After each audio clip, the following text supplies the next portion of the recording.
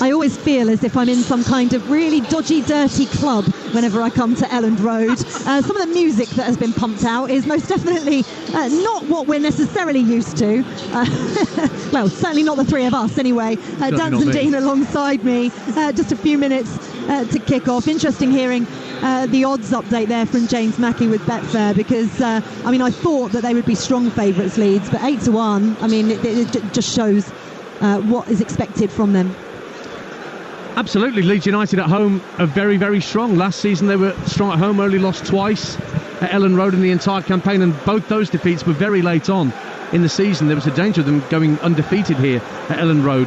So it's a tough nut for Portsmouth to crack, but I'll bet you any money, Faye, that those last words that John Mousinho will be saying to his players before they come out is that everyone's written you off before a ball's even been kicked. What more motivation does he need to give to his players? And there'll be 4 debutants out there in Pompey Blue who want to impress, Faye, making their first appearance for their new club. Yeah, and we were saying earlier on, weren't we, it's really difficult to gauge how the season is going to go for a lot of these teams, but we know that Leeds United had a really poor start to last season, which is why ultimately they didn't go up despite knocking up 90 points. You know, their early season form just failed them a little bit, and they're going to be quite aware of that, it feels, Dean, but it's really difficult to gauge how both these sides are going to continue throughout the season when we know that the window doesn't shut for another couple of weeks. Yeah, it's not easy for ins and outs in terms of players, and players can dictate that as well with their performances early on in the season. But Daniel Parker's had another summer, another opportunity of a couple of months to bed in his style once again and make a few tweaks and changes, I'm sure, over the summer. And ultimately, I think what you realise when you step up the divisions, when you go up every single division, I think what surprises you every time is the physicality and the speed. Yes, the quality is there, but it's that physicality and speed that maybe catches you out, especially early on this season when you're not used to it. I'm just looking at that Leeds side and I think 2 internationals, Dan James and Willie Nonto, the pace, the dribbling ability, you know, Williams and Ogilvie, this is going to be a serious test. And they'll, I think, understand straight away, wow, this is that step up. These are the quality players, and the speed and physicality of these teams is always a surprise. One player that we haven't discussed, surprisingly, bearing in mind how much of a coup it's been for Leeds, is Joe Rodon. Yeah, terrific centre-back, Dance, isn't he? And I think, you know, didn't work out at Tottenham, came here, did the right thing, in his attitude and application was true, and he had a brilliant partnership with Ampadu, and actually it was their defensive stats last season that really surprised me about a Daniel Parker side. And it made me wonder why Robert Page didn't perm those two together when it came to that big playoff against Poland. It just seemed to make sense to keep them together, but obviously Ampadu was preferred in midfield. It looks like, actually, funnily enough, that's where Ampadu's going to go back now this season, and Strout's going to be Rodon's partner, at least for the first few weeks of the season. But yeah, Rodon, I was perplexed, Faye, at why it never worked out for him at Tottenham, because they seem to be shedding centre-halves, and centre-half partnerships weren't working no matter who was employed there, and yet Rodon never seemed to be permed in any of those partnerships. It just, I found it odd. Yeah, I found it odd as well, but brilliant for Leeds in terms of their promotion hopes to sign him permanently, get him to stay here, which is really vital. And then we haven't really discussed Jayden Bogle as well, who's been brilliant for Sheffield United. I feel like that's a bit of a coup as well. Remember him coming through at Derby. Frank Lampard can take all the credit for taking a chance on him when he first arrived at Pride Park. I actually think he's an upgrade in terms of going forward than Gray. I think Gray's going to be a wonderful talent, but right now, if you were to compare the two, I think Bogle's going to give them even more going forwards on that right-hand side. He's got the experience as well, which, you know, he'll be a goal threat from right back. Without a doubt. He was for Sheffield United, and he will be for Leeds. If they dominate games the way you expect them to, he's going to have that licence as well as Firpo to get in the box. Listen, we saw Derby promoted last night, beaten 4-2 by Blackburn quite convincingly. They collapsed defensively. Yep. What's John Mousinho going to be saying in terms of his players going out there today and not being overawed by the occasion? Because we know what it is like for any team to come to Elland Road and how noisy it is, as you can hear, as I try and compete against the crowd at the moment. You know, it's a big test for them, Dan. It is, but a player like Connor Shaughnessy coming back to a club where he was an academy graduate will have a point to prove at centre-half this afternoon. He'll have a tough job against Matteo Joseph, to see what he can do. I'm sure Mousinho would rather that Josh Murphy had been fit. Yeah. That's the guy that scored both goals for Oxford when they won the playoff final against Bolton last season, but he's switched Oxfordshire for the South Coast, and I think his slight injury, ankle injury, picked up against Charlton last weekend has worked against him. But Matt Ritchie on the bench, we shouldn't forget, having recently arrived from Newcastle, that's a great option. He's come home to Portsmouth, maybe he can do something. Listen to that noise. The opening game of the season here at Ellen Road, as the referee Oliver Langford takes the match ball in his hand, flanked by his two assistants. And we've missed this song, haven't we? Even if you're not a Leeds United fan, this is one of the greatest football songs that there is in English football.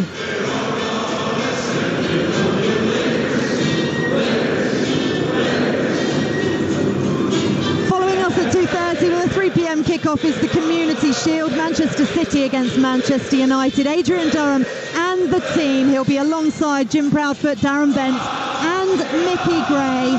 Don't forget to tune in for that straight after this game. But it all starts here for Daniel Farke's Leeds and John Mousinho's Portsmouth. Pompey back in the Championship for the first time in 12 years. In fact, it was 2012, the last time these two sides met. Can't wait for this one. Live and exclusive commentary of Leeds and Portsmouth. Sit back and enjoy in the company of Dean Ashton and Ian Danter. Thank you, Faye, and a very good afternoon and happy season to you, wherever and however you're listening to Talksport, as the EFL really gets into full swing on opening weekend. These vociferous Leeds fans might have hoped that they would be waiting one more week to get their season underway as a Premier League side, but in the end, it was Southampton who prevailed in May's Championship playoff final. That, in turn, was a sixth successive playoff failure for Leeds, and so Daniel Farke's men have to go again at promotion. Farke did win the title twice in 2 attempts when he was Norwich boss. Visitors Portsmouth finally back in the second tier after those 12 years away. They'd slipped right down to League Two during that decade or so, but Paul Cook's side started the Pompey push back up the divisions, and it was current boss John Mousinho in his first managerial role who succeeded last season where the likes of Kenny Jackett and the Cowley brothers had not in getting back to this level. 3,000 Pompey fans just down to our right in this John Charles main stand set their alarms for some ungodly hour this morning to make the journey up from the south coast to West Yorkshire. Leeds have sold key men from last season in Crescencio Somerville, Glenn Kamara and Archie Gray, but there are new signings in the squad. One of them makes his debut this afternoon, Jayden Bogle at right back. It's Ilan Melier in goal, Jayden Bogle, Joe Roden, Pascal Strike and Junior Firpo in the back four for Leeds. Ilya Gruev and Ethan Ampadu in midfield. Dan James, Jorginho Rutter and Wilfred Nonto behind Matteo Joseph. I will give you the Portsmouth team in a moment, but players are massing around the centre circle because those Leeds United fans who've been lost to us in the last 12 months are going to be remembered just before kick-off here with a minute's applause.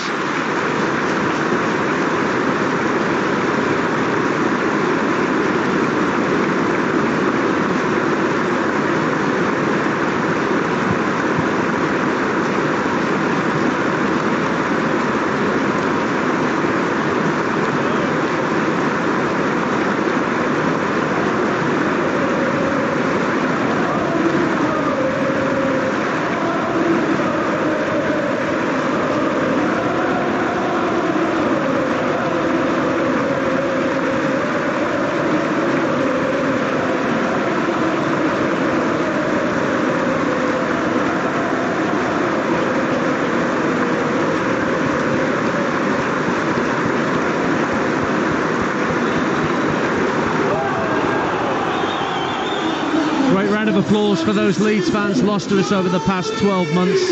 Let's bring you the Portsmouth team news. They suffered a pre-season blow with Colby Bishop ruled out for a while, having had a heart operation on Wednesday that was discovered during pre-season testing. Elias Sorensen, once of Newcastle United's academy, makes his debut, one of 4 debutants for Pompey.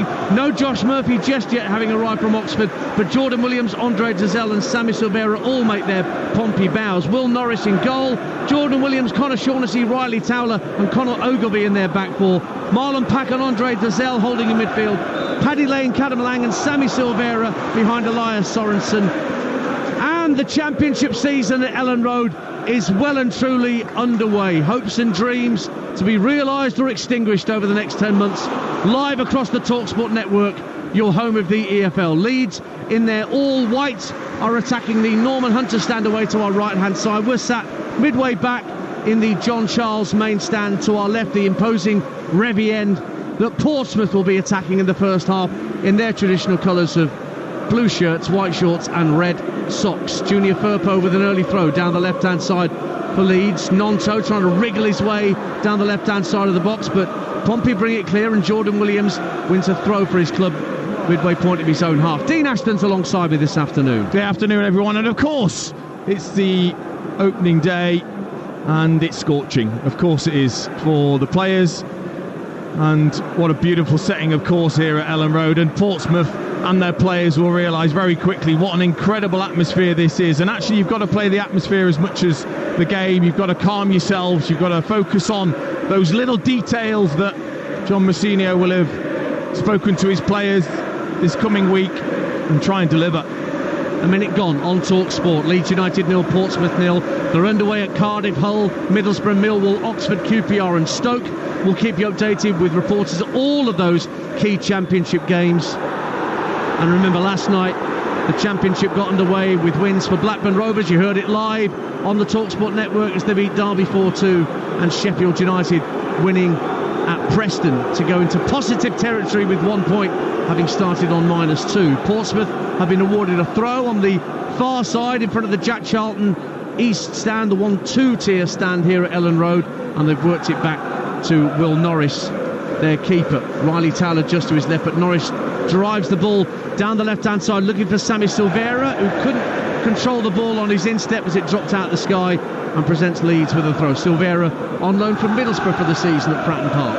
Yeah, we talked about Bogle's ability to get forward also, but actually Silvera will maybe look for that space when Bogle goes, if he not effectively wants to cheat, but ultimately finds that space that Bogle maybe leaves, and can they exploit that?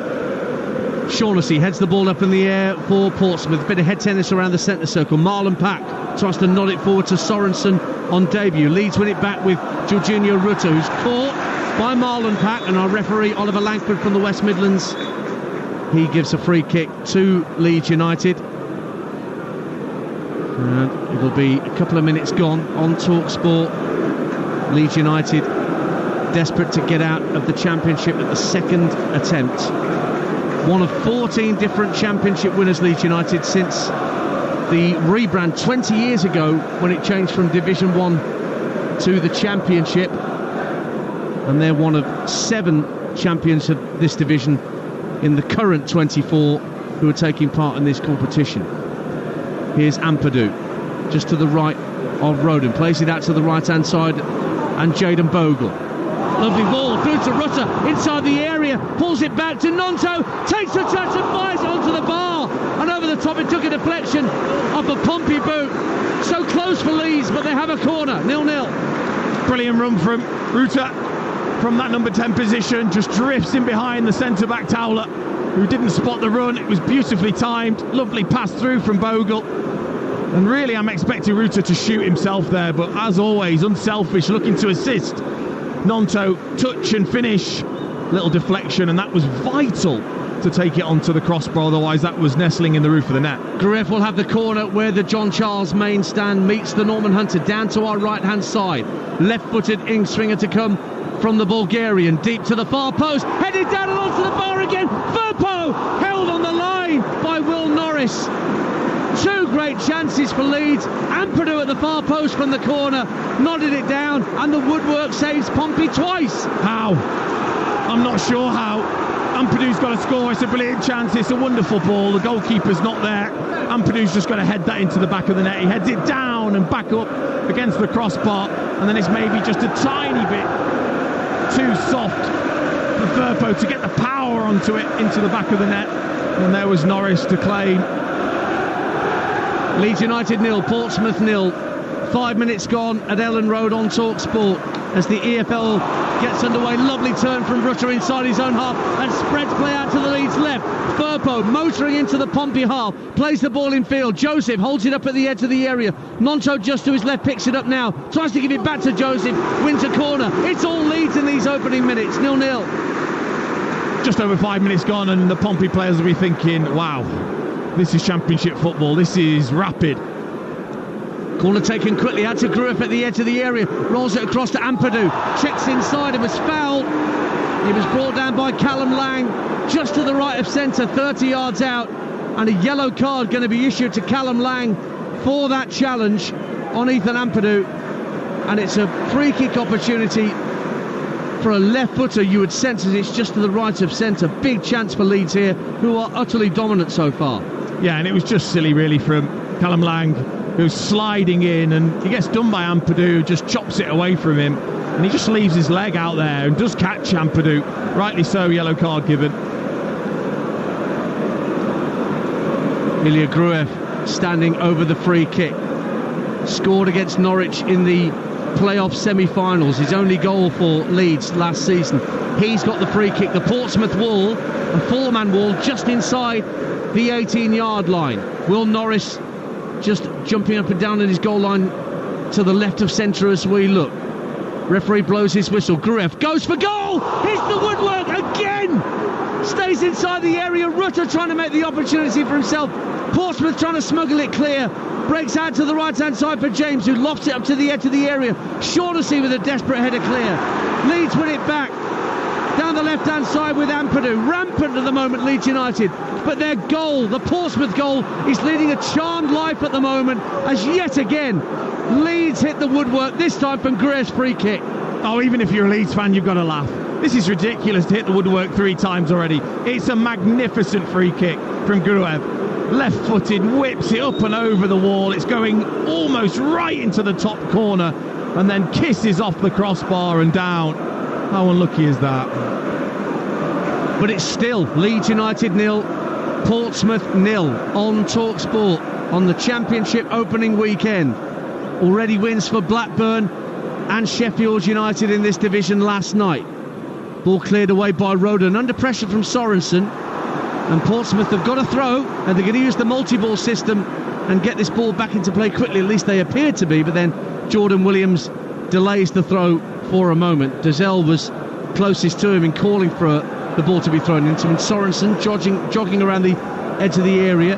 Dazelle leaves it for Williams, who goes back to the halfway line, and Connor Shaughnessy. 0-0. In your 20 years, have you ever seen a team hit the woodwork 3 times within 6.5 minutes? I'm struggling. I am struggling. I'm always struggling, but I'm definitely struggling to think of such an opening where the frame of the goal has been rattled so often without a goal being scored. 8 minutes gone on Talksport, 0-0. We'll go around the grounds in a bit and check on the early stages of the other 12:30 kickoffs. Don't forget the Manchester Derby in the Community Shield is live after us at 3 o'clock.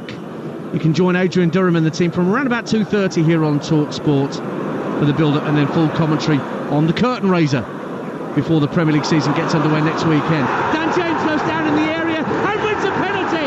Conor Ogilvie at his back. He wasn't goal side. James got in front of him. Ogilvie slid in, and Leeds have another chance to take the lead, this time from a penalty kick. And he's not ready, Ogilvie. He's not ready yet to realise the pace of these players of the Championship, and Dan James in particular. He's just absolutely rapid over the turf. And even if you think you're there, Ogilvie, he probably thinks that Dan James is nowhere near him, because he actually doesn't know he's behind him. He's just casually looking to probably control the ball, and from nowhere Dan James just nips in front of him and just gets clipped on the back of his heels and goes down, and it is absolutely a penalty. Well, it's Pascal Strike who's going to be given the opportunity. He's the penalty taker, it would appear, for Leeds United. Going to be a left-footed strike away to our right, up against Will Norris. Strike with his left foot, sends the keeper the wrong way, and Leeds United end the 10-minute mark, but they've been utterly dominant, and they have the goal they deserve as they try and get out of this Championship with a second attempt. 10 gone, Leeds 1, Portsmouth 0. Well, maybe he's the Unsworth of penalty taking for Leeds. Left-footed, calm, stepped up, sends the goalkeeper the wrong way and fires it crisply into that corner with the side of his foot, and almost looks a little bit embarrassed with the way he celebrated that, Strout. But cleanly taken penalty, and Leeds absolutely deserve their 1-0 lead. That's his 10th goal for Leeds United since arriving in 2018 from Ajax, given his opportunities by Marcelo Bielsa in that era of Leeds United. And he has given Leeds United a deserved cushion here, live on Talksport. And Portsmouth know, if they didn't before, that they are at a higher level of football than what they experienced last season in League One. Yeah, and fair play to Leeds as well. The start has been terrific. Exactly what the manager will have wanted, to say, go on, go at full throttle and really test them early on. And also, I've got to say, I'm assuming the forwards haven't got goal bonuses because they've allowed Strout to take that penalty. Spoken like a true centre-forward yourself. Let's get round the grounds elsewhere in the Championship. Let's get to Loftus Road. Ollie Klink. When it's gone, it's QPR 0, West Brom 0. You join me, dancers. QPR wait to take a corner over on the right-hand side. I'd say that West Brom, though, have had the better start here. They've seen most of the ball. John Swift has been pulling the strings for them in the middle of the park, and their fans have been enjoying their first away trip of the season as well. The Baggies in very good voices. That corner is cleared out by West Brom, and the danger is away. No chances really as of yet. It's QPR 0, West Brom 0. 11.5 minutes gone here at Ellen Road. Leeds United 1, Portsmouth 0. To the Kazam next on Talksport. Alfie Reynolds.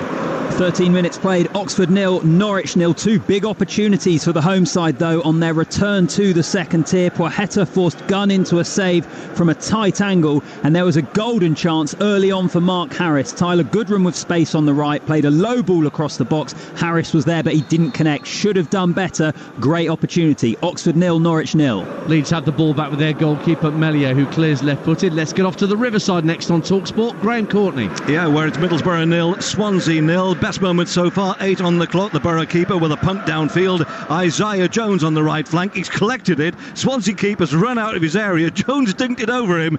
Open goal, just gone wide.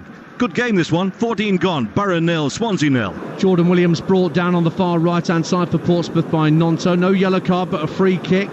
Let's get off to the Bet365 next for the early stages with Jeff Peters. It's Stoke 0, Coventry 0. It's been a million miles an hour, end-to-end, fabulous tempo. Jack Radoni with a couple of half chances on debut for Coventry. Manhoof and Gooch going close for the Potters. Stoke 0, Coventry 0. We'll be off to the MKM in a minute, but there's a free kick for Portsmouth here. A goal down already to Leeds United on Talksport. 13 minutes gone. And it's going to be Marlon Pack to fire a diagonal ball in from just over the halfway line on the far touch line. Leeds holding a very high line, good 25 yards out, as Pack sends the ball up to the edge of the area. Ogilvy heads it up in the air, and a comfortable claim for Mellier. So let's get off to the city of Hull and Alan Biggs. Hull City 0, Bristol City 0. Hull building some momentum in their first game under Tim Walter as manager, and Max O'Leary keeping Bristol City in it with saves from Matthew Jacob and a tremendous point-blank stop from Oscar Estupinian. Hull 0, Bristol City 0. Let's get back to South Wales and update you with Lawrence Mora. Cardiff 0, Sunderland 0, 12 gone here, and it's the home side who've been brighter from the start. They've created a couple of decent chances. The best, a Gutas header, the big defender up from the back, flicked his header. Patson at full stretch tipped it round the post. With 12 on the clock, it's Cardiff 0, Sunderland 0. Leeds coming forward with Firpo trying to slip in Joseph in behind the defence, but out comes Will Norris to claim the ball for Portsmouth. Stays 1-0 to Leeds here. And let's check in at the Den with Talksport Sam Ellard. Millwall 0, Watford 0. No chances yet in the game, but it's Millwall who have started the better. Majority of the game being played in the Watford half, but neither goalkeepers had to make a save. Watford really poor in possession in the early stages and struggling to get anything going. No chances yet though. Still Millwall 0, Watford 0. Sammy Silvera has to let the ball bounce over his head as Portsmouth tried to lob the ball forward because he knew he was in an offside position. Ian Danter and Dean Ashton with you on Talksport. Nearly a quarter of an hour gone. Leeds United 1-0 up, and a goal at Loftus Road. Ollie Klink. It's QPR 1, West Brom 0. Lucas Anderson has got QPR's season off and running. A delicious ball in from the left-hand side from Rayan Colley, and there was Anderson ghosting in with a powerful header into the top left-hand corner, and QPR have the lead. 16 minutes gone, QPR 1, West Brom 0. Well, they finished last season like a trained QPR, and they're starting as they mean to go on. They lead with the first goal of the afternoon elsewhere. It's 1-0 here to Leeds United, and the Ellen Road crowd very happy with what they've seen so far, Dean Ashton. And it has settled. It had to. It couldn't continue at that pace from Leeds United, and Portsmouth have just had a couple of nice interchanges, looking to get Callum Lang onto the ball as they nip out.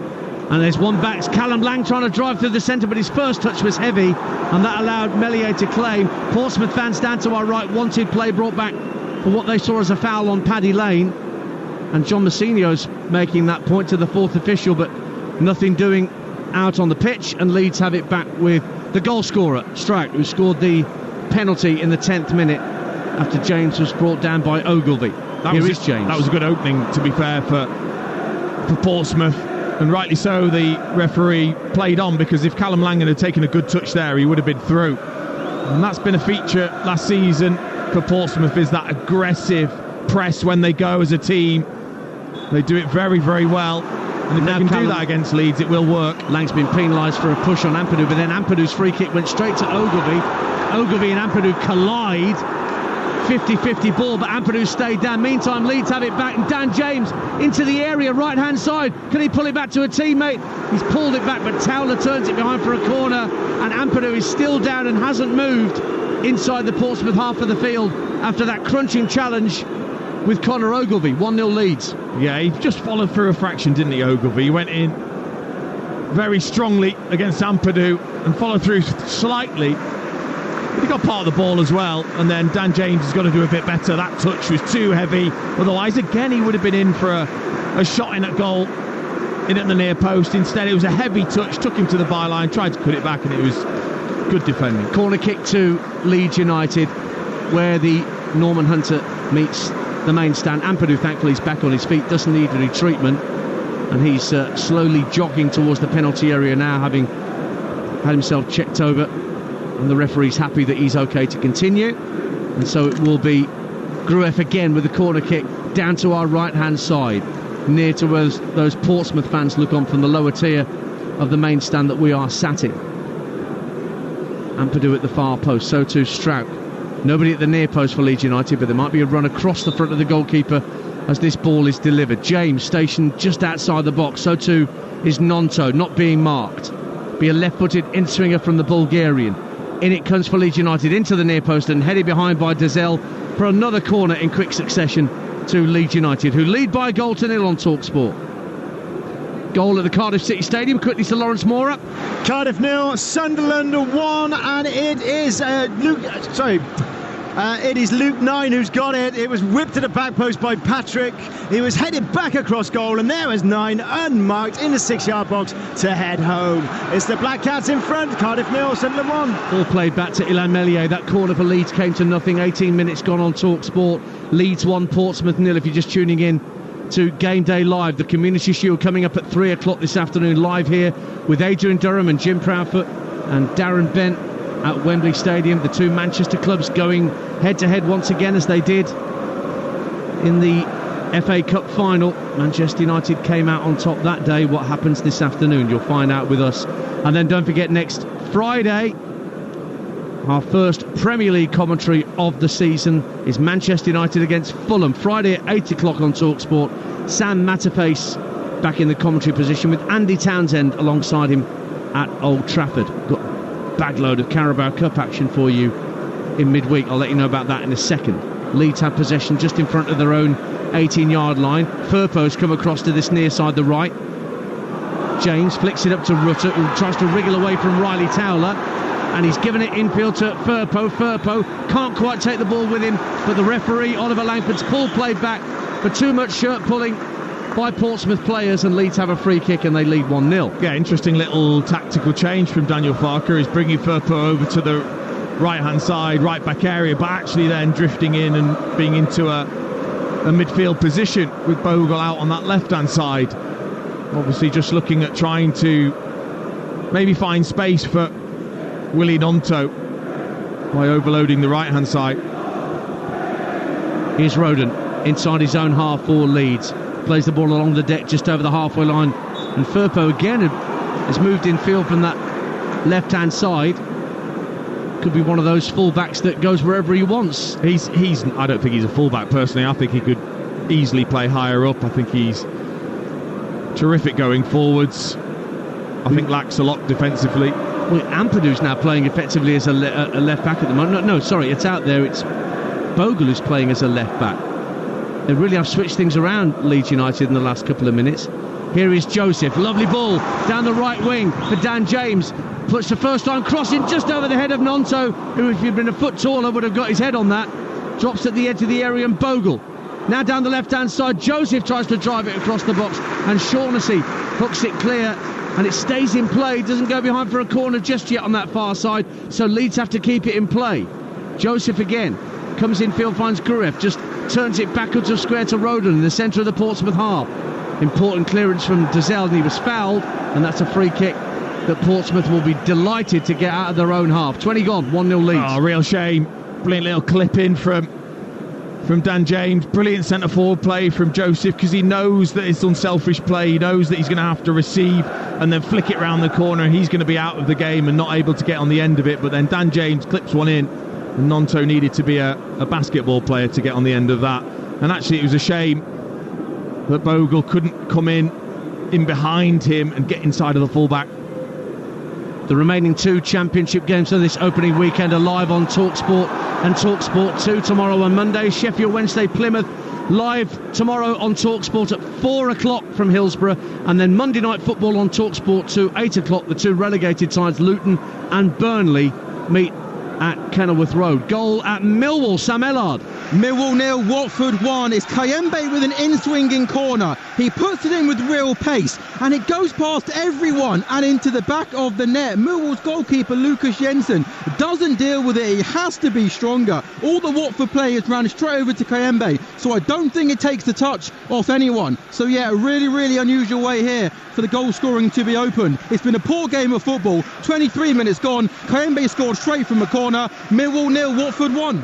Portsmouth had the ball inside their own half, have to work it back to their keeper Norris. Leeds United 1-0 up and pushing very high up the field, Leeds, as Norris had the ball just outside his own penalty area. And a penalty at the Riverside. We'll be off there in a sec, because here comes Sammy Silvera for Portsmouth into the area. Left-hand side, tries to get the ball into his right foot, rides across the edge of the area. Pack slides it in, lovely ball, finds Sorensen, he scored! Equaliser! Elias Sorensen turns and fires home for Pompey on his debut. Slid in by a lovely pass from Marlon Pack, and Meslier couldn't hold on to the shot. Disappointed with himself, the French keeper, but Sorensen has got Pompey level with their first shot on goal. 23 gone, Leeds 1, Pompey 1. That was clinical, and it was that space that Bogle left out of position, and Marlon Pack showed all his experience and actually all his quality as well, because he could easily have taken a strike here from about 25 yards. He doesn't. He just casually reverses it into Sorensen's path. He's completely free.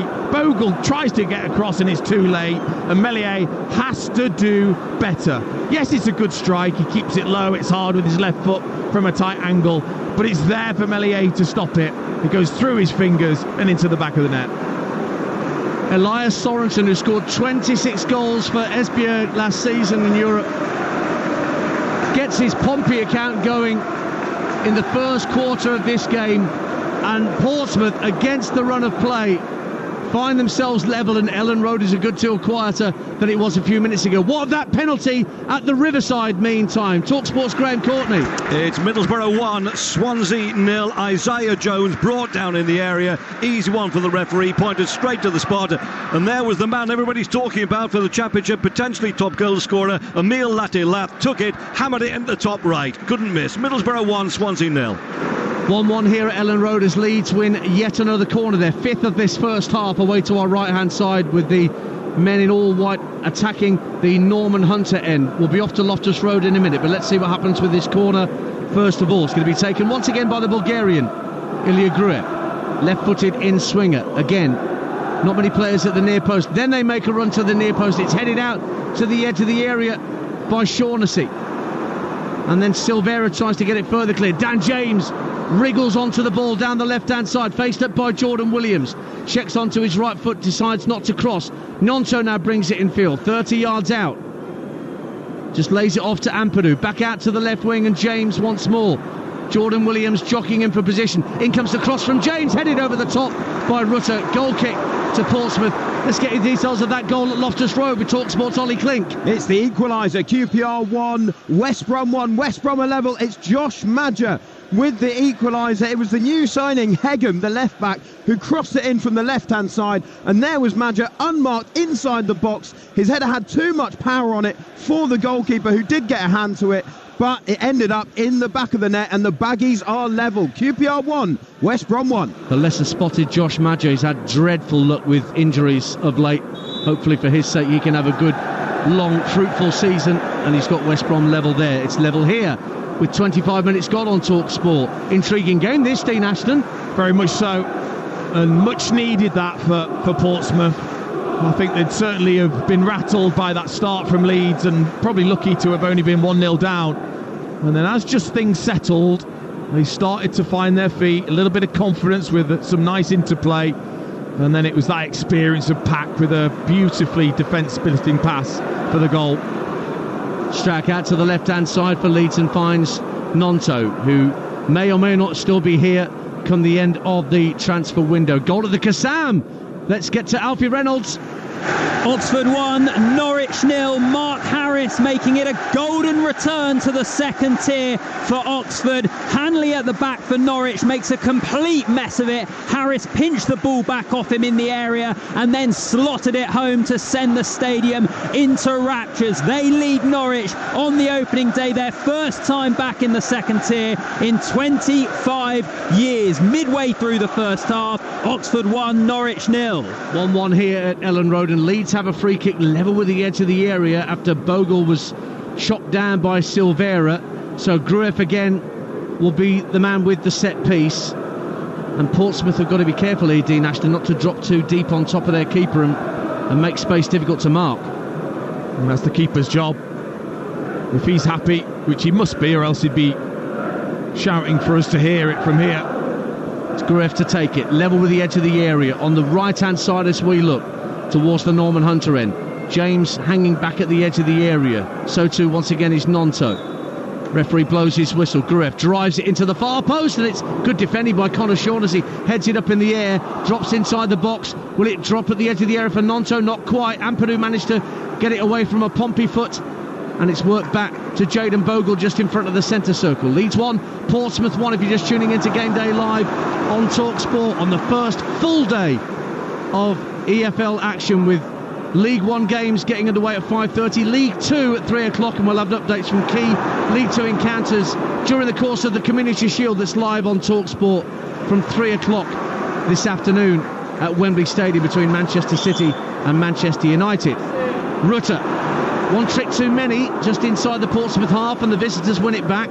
Sammy Silvera plays a little reverse pass to try and get Callum Lang in through the middle, but that was well defended by Strout, who gets it back to Meslier. 1-1 here. Yeah, they've got good structure now, Portsmouth, to their defensive shape. They've done well to pinch the ball a couple of times and maybe not used it as well as they would like and the manager would like. Rutter's just been a little bit ragged, hasn't he, with some of the play that he's had. Takes it on the back foot well, but hasn't controlled it as well as he'd liked, and has been dispossessed too often so far at the start of the game. Now, here's some news for you. Breaking, we can announce that Tottenham have confirmed the signing of Dominic Solanke on a 6-year deal, and also Leicester have confirmed a loan signing of Brighton's talented attacking midfielder Facundo Buonanotte. Leicester Spurs is live on Talksport a week on Monday. That's the 19th of August for Monday night game night, and both those teams will have new signings to unveil on the pitch for our live commentary a week on Monday. So Solanke now officially a Spurs player, Buonanotte on loan at Leicester from Brighton. There's some breaking transfer news for you this Saturday lunchtime. 1-1 with nearly half an hour gone at Ellen Road. Get reaction from Dean Ashton to that transfer in just a moment when we get a break in play. But it's all action here at the minute. As soon as I say that, Ampadu with an aimless header picked up by Riley Towler at the back. Solanke a Spurs player then, Dean? I think it was something they needed. Was that Harry Kane replacement, but a very different player to Harry Kane as they get dispossessed. Ball given away by Portsmouth, and Joseph drives the ball goalwards, and it's beaten away by the palms of Will Norris. Hit it nice and firmly, Matteo Joseph, but it was comfortable for the keeper to deal with straight at him. Throw to Leeds United, taken quickly by James. He gets it back from Bogle. James again, level with the edge of the area, faced up by Ogilvie. Cross with the left foot from James, headed out by Shaughnessy once again. Drops for Junior Firpo. Grueff works it back to Strout. Leeds keeping good possession here. Now the ball's played into Nonto with his back to play, trying to wrestle himself away from the attentions of the former Leeds United youngster Connor Shaughnessy. And then an aimless pass from Grueff, a bit of a collector's item. He normally never gives the ball away. That's passed straight out of play over the dead ball line for a Portsmouth goal kick away to our right hand side. 1-1. Well, he's had a bright start, Matteo Joseph, got to mention him. His first league start for Leeds, and he's been good with his back to goal. He's been strong, but he's been a threat then in behind. His link up play's been good. Yet to have an opportunity to note, but a really bright start from him.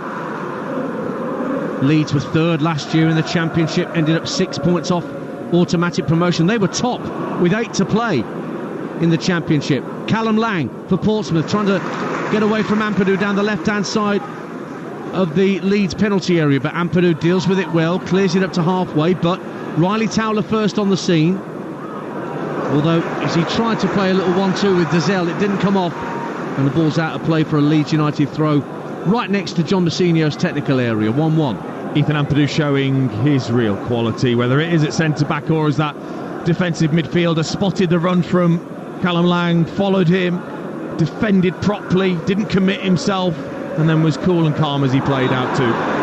Riley Towler was completely turned there by Matteo Joseph and brought him down. Towler, I remember seeing him make, I think it was his debut for Bristol City against Watford, and had a torrid afternoon at fullback on a day when I think Watford scored 6. Playing at centre half, Sean Raggett, no longer a Portsmouth player, one of a few departures from Fratton Park over the summer. Evans, Minoga, Joe Rafferty amongst those that have left Fratton Park. Matt Ritchie and Josh Murphy have come in. Ritchie on the bench today. Murphy injured and not featuring today.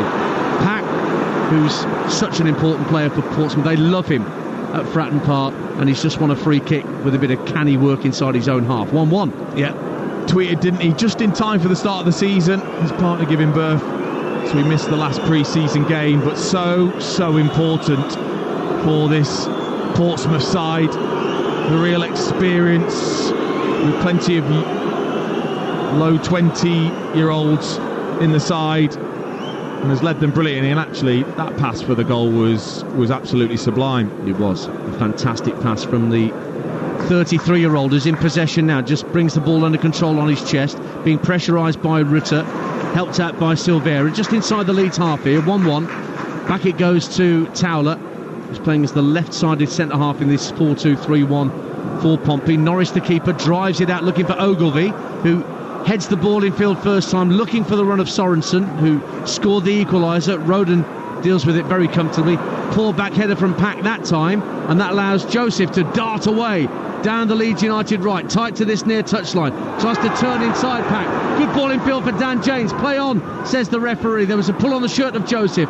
Rutter works it to Firpo. First time ball into the box for Nonto. Gets it on his right, drives it goalwards, and it's blocked behind by the feet of Will Norris for yet another Leeds corner.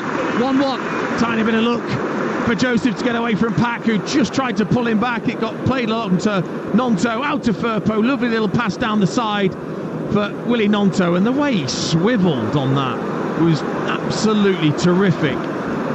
Just swiveled away from Williams, who thought he was going to go down the line. He cut inside, decent strike low, and Norris did well with his feet. Corner kick this time, where the Jack Charlton stands meets the Norman Hunter over on the far side.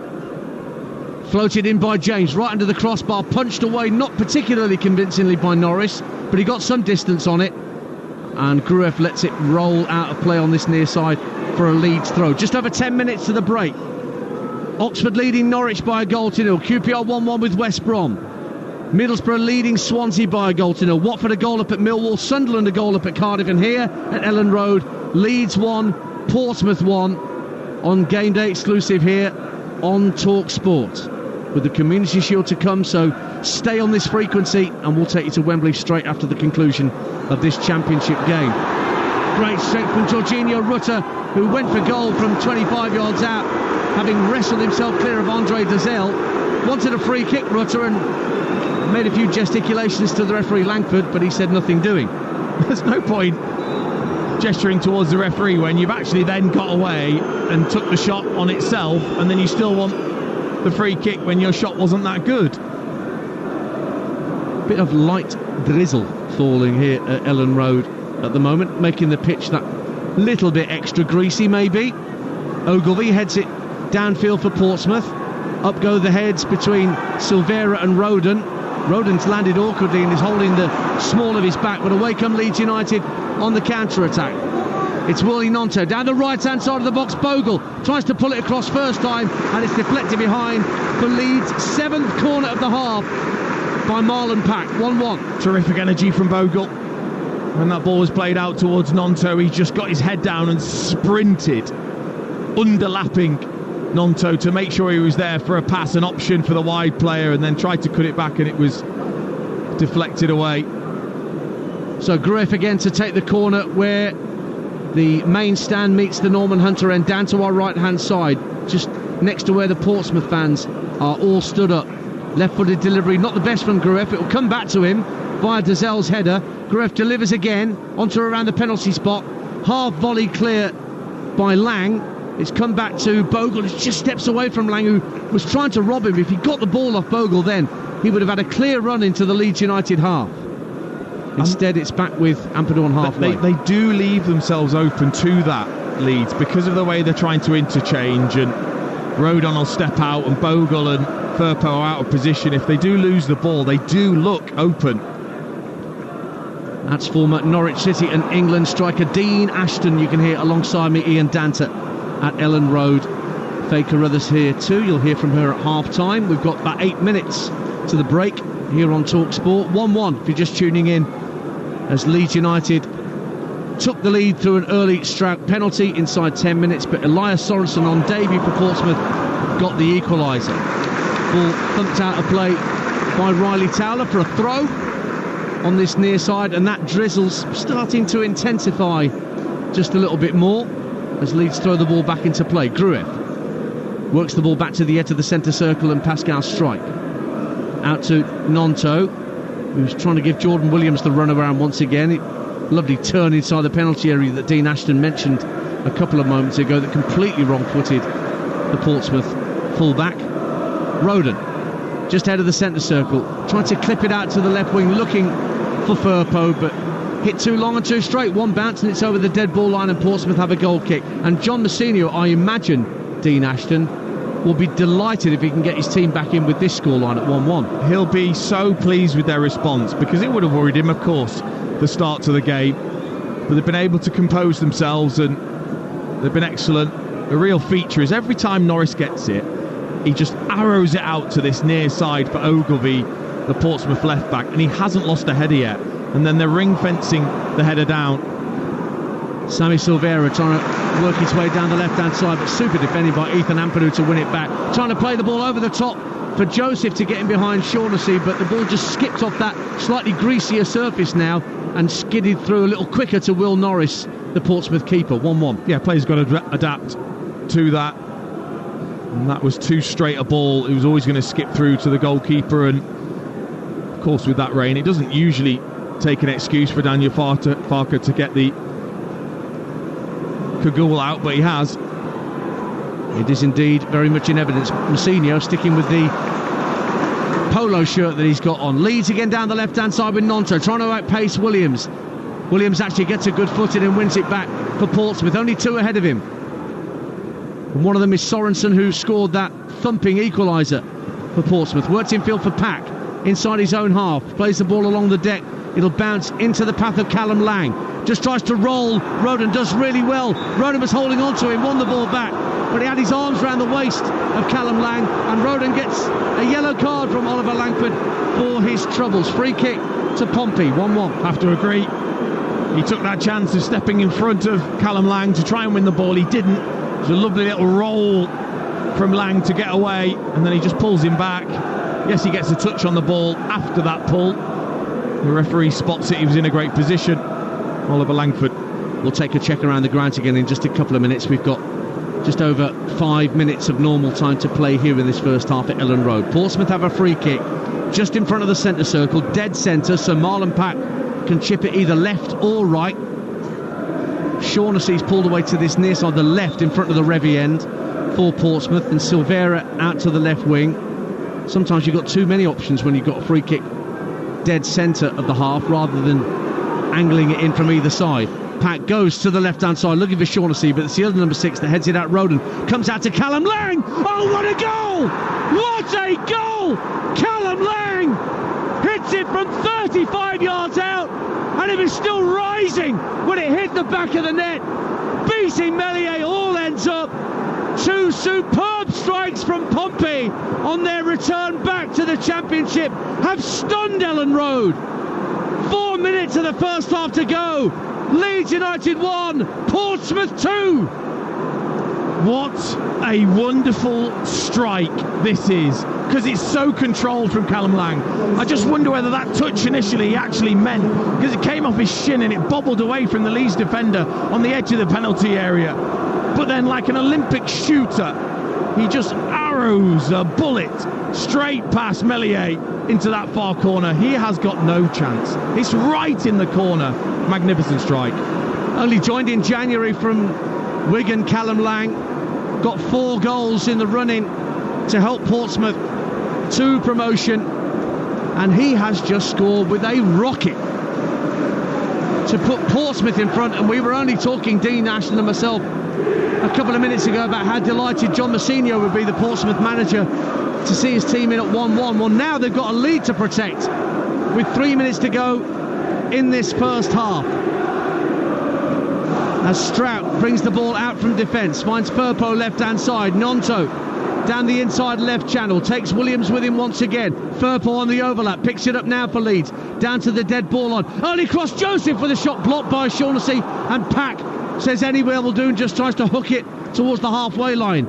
Leeds win it back. Grueff finds Firpo into the area, might go for goal with his weaker right foot, and it hits the back of Shaughnessy and goes behind for a corner kick. All action at Ellen Road. 8th corner of the half for Leeds United, but they trail 2-1. Good response again, Firpo. The danger.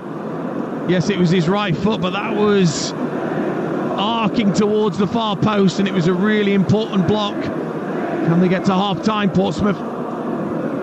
In comes the corner to the far post. Norris with a poor punch comes out to Grueff, who drives it wide, and there's a whistle gone for a push on Riley Towler, so it'll be a free kick to Portsmouth. Let's quickly check in at Loftus Road, heading for half-time there. Ollie Klink. Minute to go until half-time. QPR 1, West Brom 1. West Brom have looked the more likely since they got level. Carlin Grant's just swung a cross in for the left for Tom Fellows to volley at the back post, but he got it all wrong and skied it way over the bar. Lively first half here. QPR 1, West Brom 1. One promoted side ahead here at Ellen Road, 2-1. There's another promoted side ahead at the Kazan, Alfie Reynolds. Into 1 minute of added time, Oxford 1, Norwich 0. Oxford lead thanks to Mark Harris's goal, which took advantage of some terrible defending by Grant Hanley, who gave the ball away. Just seconds to go until half-time. Oxford 1, Norwich 0. Leeds 1, Portsmouth 2 on Talksport.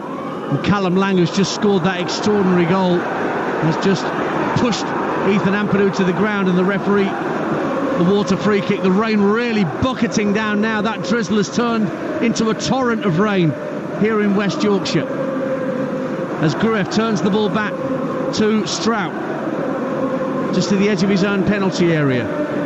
What a turnaround. It's the Pompey fans you can hear down to our right hand side, as you might expect. The rest of Ellen Road stunned into a bit of silence. Well, they've just been clinical, haven't they, with their opportunities? 3 attempts, 2 of them on target and 2 goals. Dan James just taken down by Andre Dazelle in the centre of the Portsmouth half. And Leeds fans want more than just a yellow card for that chopping challenge by another player making his Portsmouth debut this afternoon. It will just be a yellow card, I think, for Dazelle. But it will be a free kick to Leeds, and James, well, he did a fair few rolls to exaggerate the contact, but he's won the free kick for Leeds all the same. Oh, he takes a serious whack. But I think always with these conditions, as you slide along, that looks worse than it maybe is, but still it's sort of shin on shin from Dazelle onto Dan James. We're into 3 minutes of minimum added time at the end of this first half on Talksport at Ellen Road. Leeds United 1, Portsmouth 2. Remember, Leeds hit the woodwork 3 times in the opening 5 minutes, and one of them was from a free kick like this that Ilya Gruev is about to take. A bit further out, more like 40 yards from goal, just to the right of centre. Portsmouth holding their line at the edge of the box. Gruev clips it into the far post. It's too far ahead of Strout, and the Portsmouth fans delighted to see that go out on the full for a goal kick away to our right. 2-1 Portsmouth. It's going to be interesting just to see the reaction, isn't it, at half-time from these Leeds supporters, and it wouldn't surprise me if there's a couple of murmurs, even a few boos. Well, there's a few Leeds fans opposite us in the Jack Charlton stand who scurried for cover because the rain's that heavy. It's absolutely drowning them in those first 5 or 6 rows of that stand opposite our commentary position. Meantime, Norris fires the ball clear the Portsmouth goalkeeper. Bogle heads it out of play. Throw for Portsmouth, and Daniel Farker holds on to the ball and just hands it to Conor Ogilvie. Seems an awful long time ago that Ogilvie brought down Dan James for that early penalty. The game has changed massively, because, as Dean Ashton's rightly said, Portsmouth have not had many opportunities, but the 2 they've had, they have taken quite spectacularly. Can they hold out to half-time with this 2-1 advantage? We played a minute and a half of the minimum 3 that's been added on here at Ellen Road. Ampadu for Leeds, heads it down to Rutter on halfway, wriggles away from Marlon Pack, but then Dazelle comes across to close down the space, and the away side have it back again.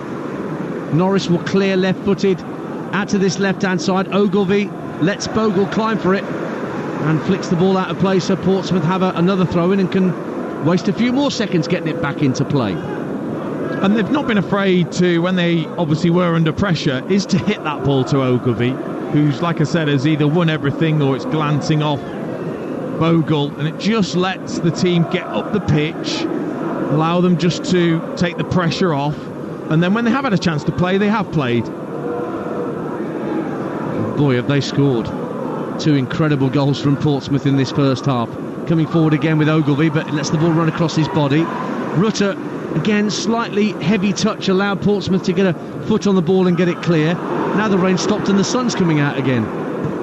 I've got a crowded house on in my head, can't think why. James wins it back for Leeds. Lovely turn from Rutter on halfway. Joseph ahead of him, and to his left is Nonto. One last chance for Leeds in this first half, maybe. Nonto with an attempted reverse pass to get Gruev in behind, left-hand side of the box, but Portsmouth dealt with it.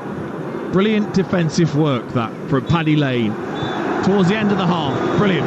And there goes the whistle, and, well, not many boos from the Leeds fans. It's all about the applause from the Portsmouth section down to our right-hand side.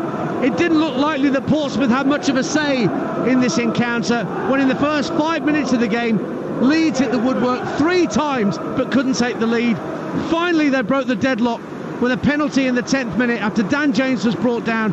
Pascal Strout sending the keeper the wrong way to bury the ball into the bottom corner. But then, 2 brilliant goals from Portsmouth. Elias Sorensen, on debut, turned and smacked the ball home midway through the half from the left-hand side of the penalty area. And then with 3 minutes of normal time to go, Callum Lang, take a bow, as they say, picked up the ball 30 yards out and smacked it right-footed, arrowing past Meslier and into the net to give Portsmouth, newly promoted Portsmouth, the lead at the Championship favourites at half-time at Ellen Road. It is Leeds United 1, Portsmouth 2. Well, what a 45 minutes of football we've been treated to. Raining here at Ellen Road, which wasn't forecast, by the way, and it's been raining goals across the Championship as well today. Let's find out where we stand at half-time here on Talksport, starting at Loftus Road with Ollie Klink, who's been watching QPR West Brom.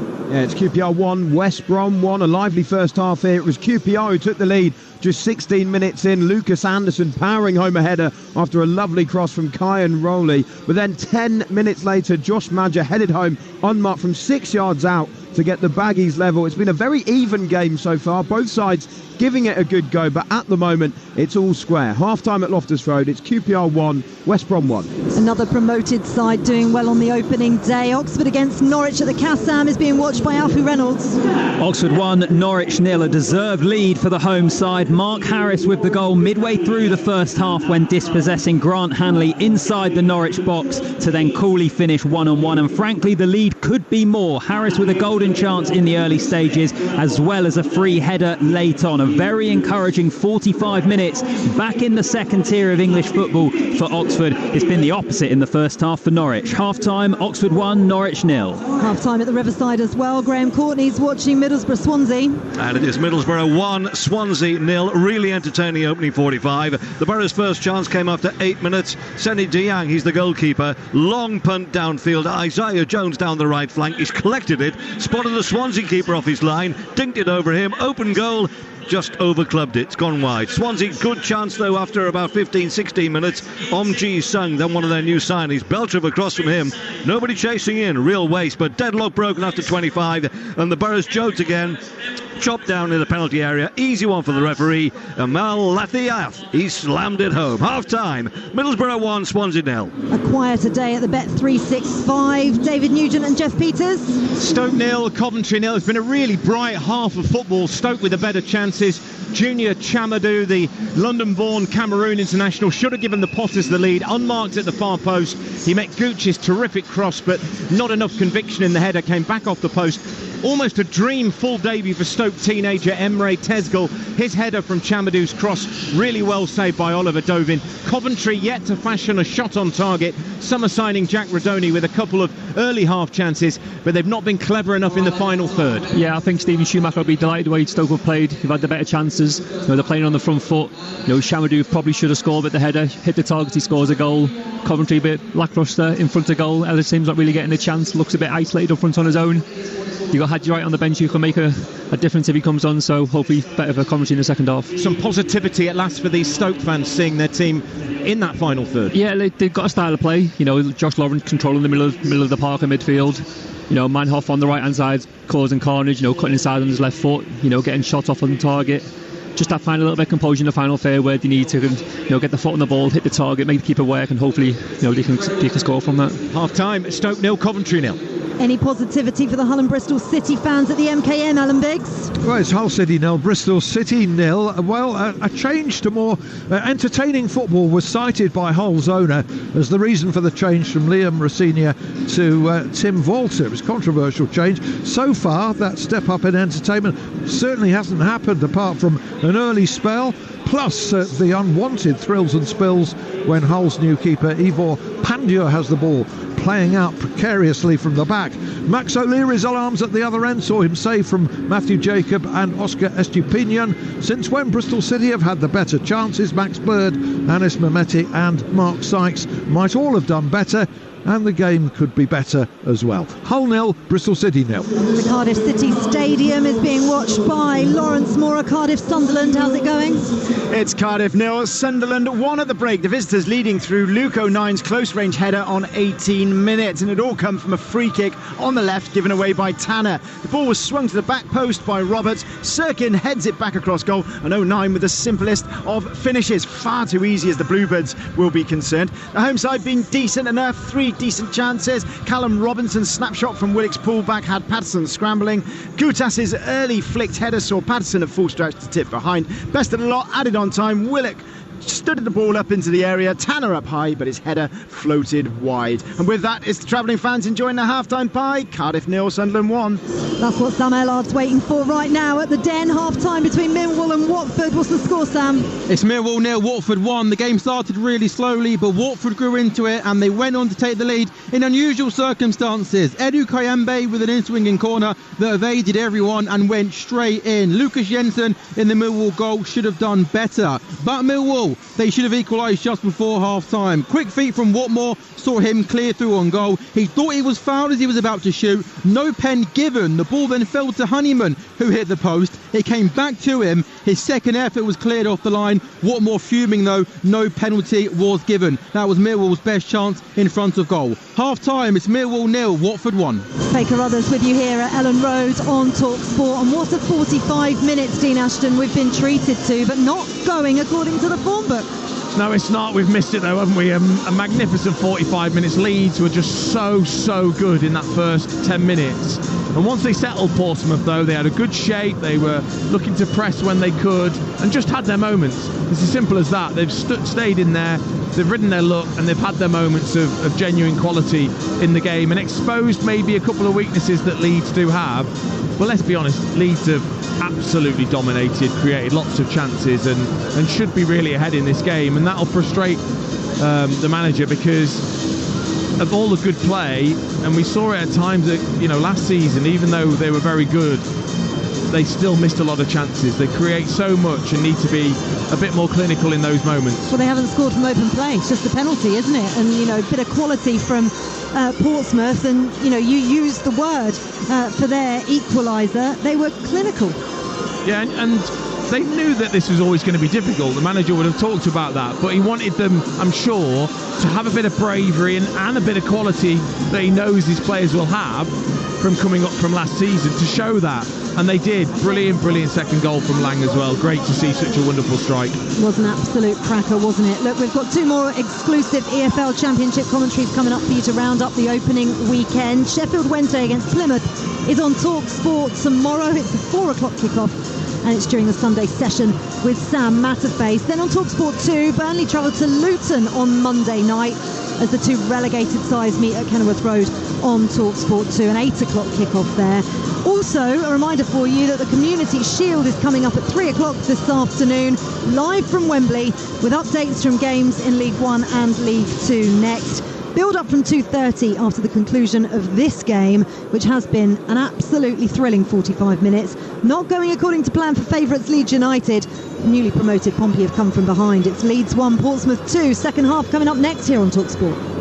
Hey, is the new Vauxhall Corsa on sale now? Yes, of course so. Does it look dope? Yes, of course so. Is it fun to drive? Yes, of course so. Does it have advanced tech? Yes, of course so. And I can lease it for just $239 a month and $239 initial rental? Yes, of course so. Visit your Vauxhall retailer or search New Corsa. Personal contract hire, New Corsa Yes 1.2 Turbo 100 PS T&Cs. Subject to status and availability, 47 months 18 plus. You will not own the vehicles. To Lantis Financial Services.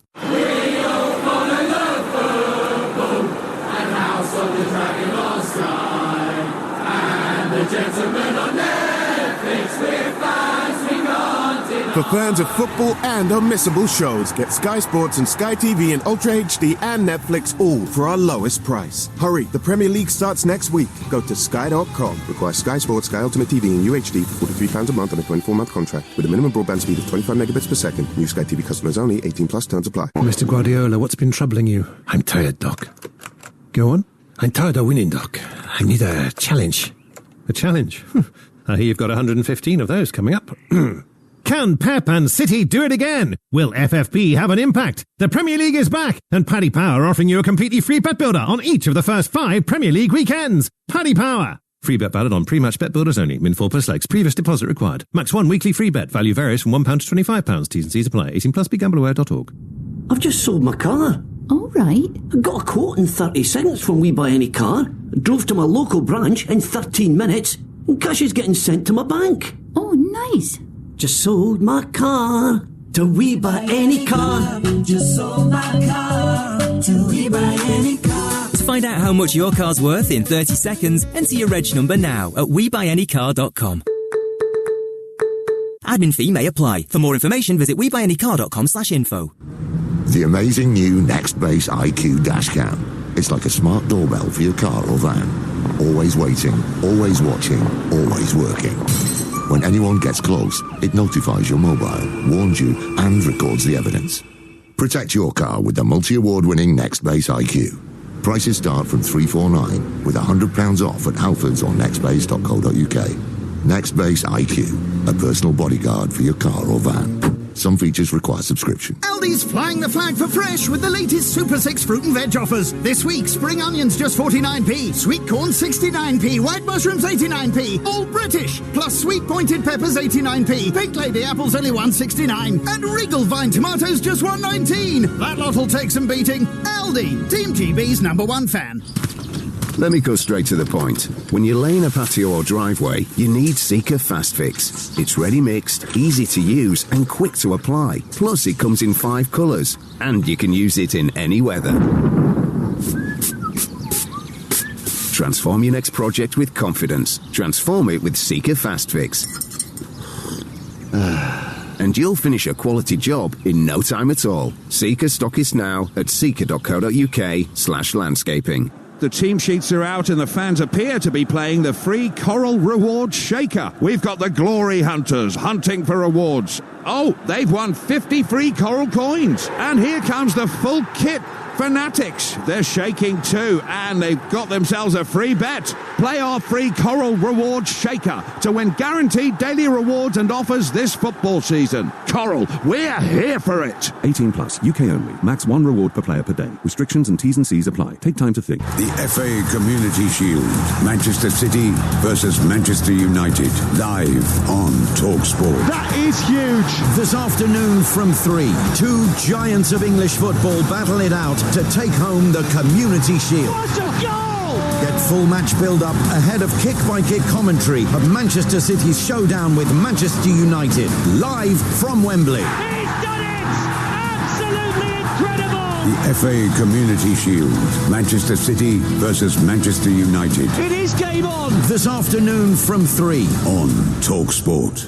This is Game Day exclusive on TalkSport, live from Ellen Road. I'm Faye Carruthers. Championship favourites Leeds United trail newly promoted Portsmouth by 2-1, despite dominating the first half. We've got second half action coming up in just a few minutes' time. But first, our second commentary of the day comes from Wembley, where we find TalkSport's Darren Bent, who's part of our commentary team for the Community Shield. Manchester City against Manchester United. Happy new season, Benty. How you doing, guys? You all right? Everything okay? All good here, thank you. Really looking forward to what is traditionally the curtain raiser, if you like. Love a little cliche like that. How are these two teams looking? Got a bit of transfer news, United, as well, haven't we? Yeah, I mean, it looks like, of course, that De Ligt have agreed a fee with Bayern Munich for De Ligt. I think that'll be a really good sign. It looks like for Manchester United, I think they need it defensively, certainly after last season with the amount of injuries they had. I mean, Erik ten Hag was really vocal about how many injuries kind of cost him last season, and that's why their season domestically in terms of league position was so poor. But I'm looking forward to it today. I really am. I mean, you've got Manchester United there, you've got Manchester City. Again, we've only signed one player in this transfer window as well, but I don't worry about them. I don't think anyone does in terms of bringing players in. He's always got something up his sleeve. Even though they've lost Alvarez, I expect someone else to come in, but I think today means more for Erik ten Hag. I think we'll judge more Manchester United Erik ten Hag than we will Manchester City with Pep Guardiola. Yeah, I agree with you there. Mazraoui looks to be on his way as well from Bayern, and it feels like with this new ownership that they have with Ineos taking over, a load of new directors, the transfer strategy seems to just be by people who Erik ten Hag knows. Well, that's the thing, and I'm not quite sure that's the right thing to do, because we've seen it before. I mean, yes, there's an argument that Onana did okay, and obviously Erik ten Hag knew him, but Anthony, who we knew really well, just hasn't worked out yet. So I always think that's a little bit dangerous when you just buy players simply because you know them. But listen, he had success with De Ligt, as we spoke about, when he was a young kid at Ajax. Maybe hasn't reached the heights that we expected him to. Went to Juventus, didn't really happen, and maybe at Bayern. But again, he's being back now, Erik ten Hag, so really this upcoming season there's really no excuses. Their league position, I know he's won 2 trophies in 2 years, but his league position, 8th for Manchester United Football Club, is clearly not acceptable. Jadon Sancho looks like he could play in a false 9 today. Is he going to be staying? What's the deal? Is he made up with Erik ten Hag? I think they have made up. That's what the reports are saying, that they have made up. Whether it lasts, I don't know, but I think whatever happened between them, that's a separate story. But I think for Jadon Sancho himself, he's got to be better. I mean, you could pick faults in the way that maybe Ten Hag handled the situation, but ultimately, if your performances are not good enough for your club, then you're not going to get picked regardless how you train and how you conduct yourself. So it's another opportunity for Jadon Sancho. We haven't seen that Jadon Sancho we saw at Dortmund for Manchester United yet, even though he's been here for such a quite a large spell of time. So I'm looking forward to watching him today, and hopefully this season could be the one that kind of shows everyone in the Premier League this is why they signed him for so much money. Yeah, players are back out here at Ellen Road. Just enough time to ask you your opinion on Dominic Solanke joining Spurs. Yeah, I'm delighted for him. I really like Dom. He had a really good season. It was almost like his entry season into the Premier League. That's the first time he really established himself at Premier League level, scoring 19 goals, and I expect him to play really, really well and score many more goals this season for Tottenham. Looking forward to the game later on, 3 o'clock kick-off, the Community Shield. Big half here for Leeds United, though, if they want to kick off their championship campaign the right way. They trail Portsmouth 2-1. Sit back and enjoy second half action here at Ellen Road. And there's been a change for Pompey as well, Ian Danter. There has, Faith, thank you very much. And a change in midfield. Sammy Silvera has been taken off at half-time. And the young Northern Irishman Terry Devlin, who signed from Glentoran a year ago and was used mostly as a sub last season in League One, is on for Portsmouth. We'll see whether that's a like-for-like change in terms of his position. But we're back underway. Oliver Langford, our referee, leads in all white, attacking the Revie end away to our left, as they prefer to do in matches at Ellen Road in the second half. Portsmouth in their blue shirts, white shorts, red socks. They're attacking the Norman Hunter end to our right. And that heavy rain and drizzle that was at the end of the first half has disappeared. The sun was out for a bit, it's just overcast now, but the rain has stopped. But the surface should be that little bit slicker given what happened in the last 10 minutes of that first half. So Portsmouth 2-1 ahead. Leeds have Meslier in goal, Bogle, Rodent, Strauch and Firpo in the back four, Gruev and Ampadu, James, Rutter, Gnonto and Joseph. And here comes Gnonto into the area, gets it onto his right foot, and Leeds are back level within a minute of the restart. And it's the little star from Italy, Willy Gnonto. How long will he stay at Ellen Road? They will hope he stays all season if he continues to score goals as clinically as that. And Portsmouth half-time team talk comes to nothing as Leeds are back level in a thriller at Ellen Road. 2-2. Too easy that was for Willy Gnonto.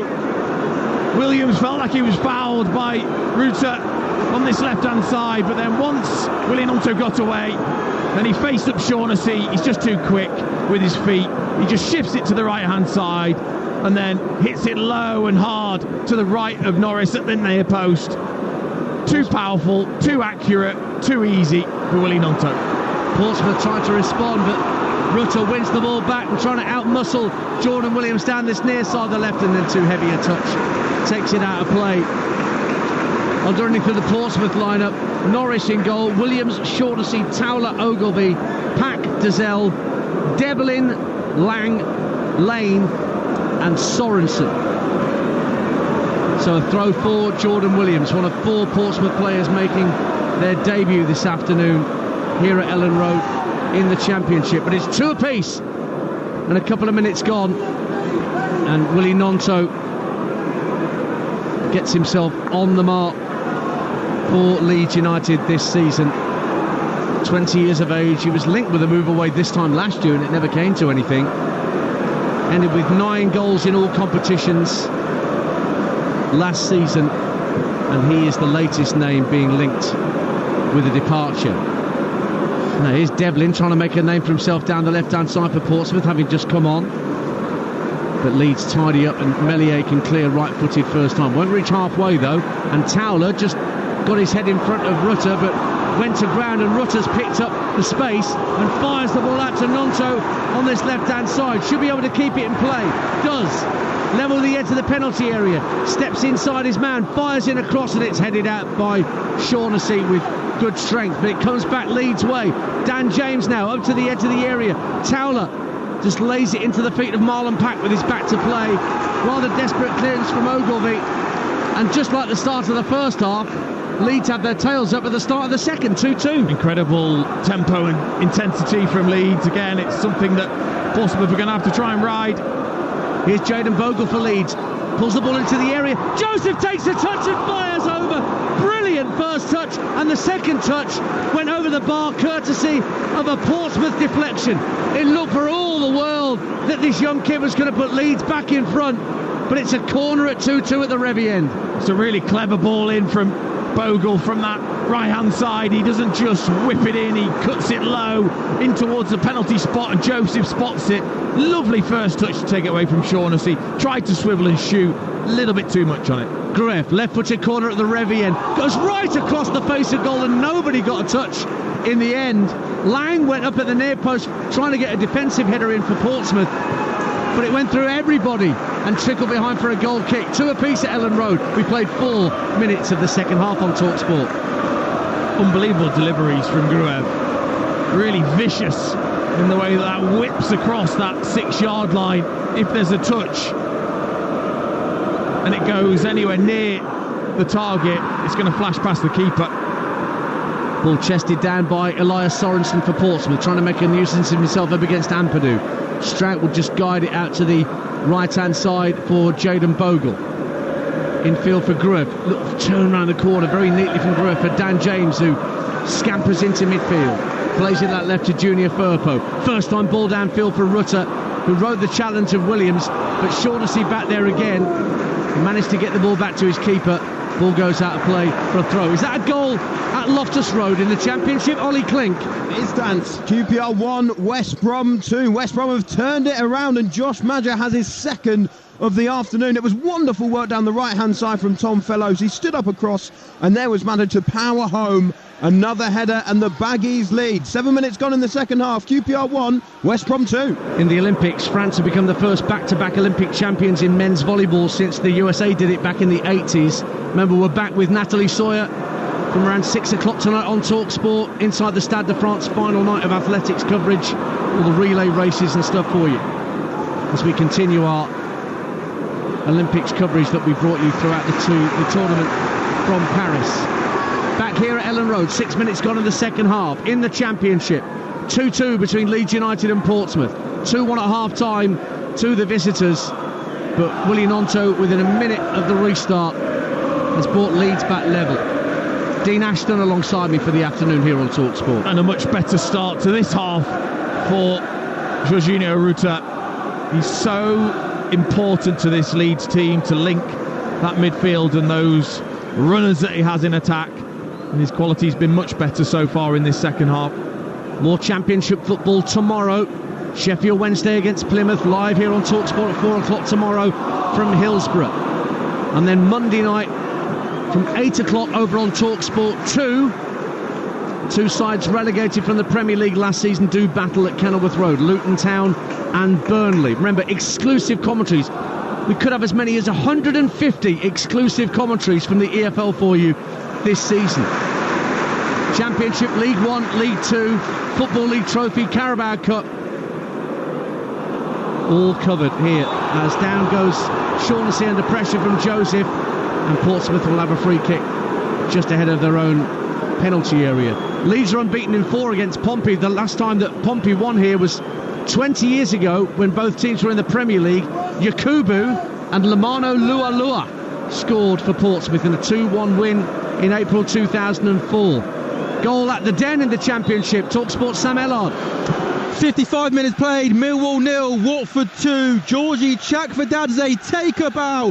Free kick, 25 yards out, over the wall. The Millwall keeper, Lucas Jensen, throws himself to his right-hand side. He can't keep it out, into the back of the net, against the run of play, because Millwall started this second half so well. But Chakvedadze scores for Watford. 55 gone, Millwall 0, Watford 2. He was one of the stars of Georgia's performance at the European Championships that we brought you across the summer. Chakvedadze. So Watford fully in control at the Den. In the balance here at Ellen Road on Talksport. 8 minutes gone in the second half. Leeds 2, Portsmouth 2. Lovely turn from Rutter in the middle of the half. Gets to the edge of the D. Lays it off to his left to Junior Firpo. First on ball across the box. Only hits a Portsmouth head. Comes back to the edge of the area. And a shot from Gruev is patted down safely by Will Norris. And he'll now pick the ball up with Leeds players advancing on him. 2-2. Big shouts for handball. Not for me at all. It took about 3 deflections before it hit an arm. And it hit Marlon Pack, I think, in the chest, but then when it fell and it's cushioned back to the edge of the penalty area for Guruev, lovely strike, but Norris had read it. He was across there already. Here's Rutter again, just ahead of the centre circle. Lovely ball, attempting to get Joseph away. Riley Towler with a sensational sliding challenge to stop that ball getting through as Leeds tried to slice the Pompey defence open. Well, the space is there in behind the Pompey defence, and that's what it needed from Towler, was a big stretching right leg. Otherwise, Matteo Joseph was through. And because of that pace that Leeds have got, it's such a difficult task to try and get up the pitch for Portsmouth. Here is Joseph going down the right-hand side of the box. Went to ground under minimal pressure from Joseph. Leeds fans on that far side howling for a free kick, but nothing doing. Another goal at the Kassam in the Championship. Talksport's Alfie Reynolds. Oxford 2, Norwich 0. Cameron Brannigan with the first-time finish. Tyler Goodrum delivering from the right-hand side. Brannigan sends it into the corner of the net. Oxford 2, Norwich 0. And I put Angus Gunn, the Norwich goalkeeper, in my little fantasy EFL team. Well done, Danter. 2-2 at Ellen Road.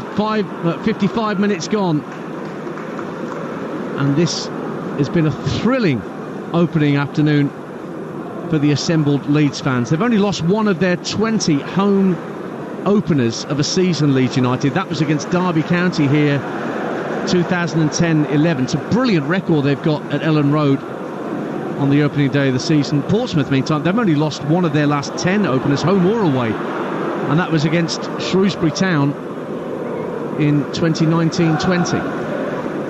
So both teams have got very good recent memories of picking up points on the opening weekend. They'll both pick up points as it stands here, Dean Ashton. 10 gone in the second half, 2-2. Yeah, and John Machinio will be, even though there's a long way to go in the game, he'll realise what a great point or points this could be at the start of the season. A lot of hard work to be done. Got to ride a few waves of intense pressure from Leeds, but can his team settle again, as they did in the first half, and try and be a threat themselves? Don't forget, League 2 gets underway at 3 o'clock this afternoon during the course of our Community Shield commentary with Jim Proudfoot and Darren Bent. Updates from key games on League 2. Bromley making their EFL debut at Harrogate Town today, and the National League champions Chesterfield, they got a 1-1 draw with Swindon on Friday night. Leeds going away down the right-hand side, and Ogilvie has brought down James. Yellow card coming Connor Ogilvie's way. He didn't get a yellow card for the challenge that led to the penalty, but he's been carded there, and Leeds have a free kick down the right wing about 10 yards from the dead ball line as they attack the Revian. 2-2. How did he get pulled into that? Dan James went, I'm going to push this and run you. He probably told him, to be honest. And so he just pushed it into the space and then used that acceleration, and Ogilvie just completely fell for it, went sliding in. Dan James waited for him to be there and just touched it away, and a clear yellow card. Just really stupid from Ogilvie. Third Portsmouth player to be booked, so a free kick pretty much level with the edge of the penalty area down the Leeds right hand side. Ilya Gruev standing over it once more, dummies to take it, then takes a step back. Now he drills it in deep to the far post, looking for Ampadu. Norris again with a one-handed clearance, gets it out of play for a throw-in on this near side that Nonto's hurried across to take. He's actually going to leave it for Junior Firpo to get it back into play. 2-2, 57 and a half minutes gone on Talksport, game day exclusive. This time next week we'll be in the Premier League, Ipswich against Liverpool, on Talksport from 11 a.m. next Saturday. What an introduction to the Premier League for Kieran McKenna, and indeed for Arne Slot, the new Liverpool manager, going to the home of a promoted side. Here's Portsmouth coming forward. Williams caught late by Gruev. Free kick to Portsmouth. Midway point of the Leeds United half. A few players warming up. You can have more players warming up. You can have 5 of any one side warming up at any one time. Used to be just 3. And Daniel Farker's taking full advantage of that and got 5 Leeds players out, going through their paces down towards the Revy. And it's just started drizzling again at Ellen Road, just shy of the hour mark. 2-2, and Portsmouth have a free kick to be taken by Marlon Pack, almost at the midway point of the half, but only 4 or 5 yards in from this near touchline. Lovely delivery, but Meslier should claim and does well just ahead of his 6-yard line. Balls it out immediately for Dan James, who gets the old road runner after Burners on, but then forgets to take the ball with him. And the ball is taken off his toe by Paddy Lane. And then down goes Callum Lang in the centre circle, fouled by Ampadu. Another free kick goes Portsmouth's way, 2-2. Yeah, it might be useful, the ball, to take it with you. And it was from that free kick from Pack, all of a sudden, because his delivery wasn't great, he was then almost left isolated if Dan James would have pushed that out in front of him against Dan James and Willie Gnonto. He's lucky that Dan James just miscontrolled it. That's the voice of Dean Ashton alongside me, Ian Danter. When I first did my first match for Talksport 20 years ago this weekend, Dean was the first player who scored a goal I reported on a penalty at Gresty Road for Crewe against Cardiff in what was a 2-2 that day in the Championship. And now you have to work with me. So me and Strauch, very similar. Absolutely. I should have made that distinction earlier. That's why we pay you the big bucks. Here's Joseph, this youngster from the Leeds ranks, former Espanyol youth. We're going to make a change here, Portsmouth. Christian Sadie is going to come on in a minute. There's a real box of tricks in attack. Wonder whether that's going to be for Elias Sorensen, who's made his debut here and scored. Leeds coming forward meantime. Rutter, lovely ball, finds Gnonto in the area left-hand side, goes for goal again. This time it's a much more comfortable save down low from Will Norris, 2 yards in front of his goal line. 2-2 it stays on Talksport. Lovely football though from Leeds, fizzed in towards Rutter, first time, flick round the corner for Gnonto. He had Firpo on his outside, who was disappointed that he didn't play it, but he was greedy and went for goal straight down the throat of Norris. Gnonto, great strength to barge Pack out the way. Left-hand side, tucks it infield for Grueff. Grueff across to the right-hand side, Rutter, 30 yards from goal. Gives it back to Grueff, edge of the D. Works it out to the left wing for Gnonto for Leeds. Checks onto his right, early cross is very comfortable for Shaughnessy to head clear, but only heads it clear as far as Junior Firpo. Infield for Ampadu. Turns it backward to square into the centre circle for Joe Roden. 2-2, the rain intensifying once more here in West Yorkshire. Firpo once more is held up by Paddy Lane. Has to go back into his own half. Maybe we should check in with some of the other games around the EFL this afternoon. Any sign of a breakthrough at the Bet365 Stadium? Talksport's Jeff Peters. It's still Stoke 0, Coventry 0. Coventry have been better in the early stages of the second half. They've just made a triple change. Hadji Wright, Brandon Thomas Asante for his debut, and Josh Eccles have all been introduced here. It's Stoke 0, Coventry 0. So down the left-hand side of the penalty area for Leeds, checking onto his right once again, lays it back to the edge of the box, Rutter with a shot, and again it's straight at Will Norris, who holds onto it gratefully. 2-2. And again, just that lack of quality at the end of a very, very good move. Willie Gnonto does brilliantly, cuts inside as if he's going to shoot, waits for the space to open up on the edge of the area for Rutter, lays it back, it's perfectly there. It's a really poor effort from Rutter, ends up coming off the inside of his shin really, rather than the meat of the foot. 62 minutes gone on Talksport. Leeds 2, Portsmouth 2. Christian Sadie still waiting to come onto the field for Portsmouth.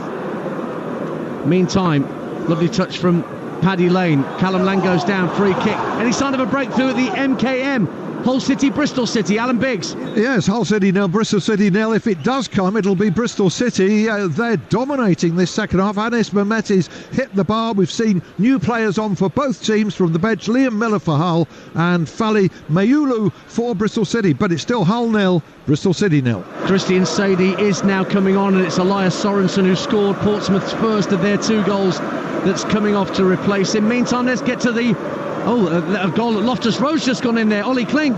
How about this? QPR 1, West Brom 3. It's an opening day hat-trick for Josh Maja. Brilliant work once again down the right-hand side from Tom Fellows. He fizzed in a cross, it deflected off a QPR defender, and there was Maja to volley it home at the back post. The Baggies in full control, and a magic opening day for Maja. QPR 1, West Brom 3.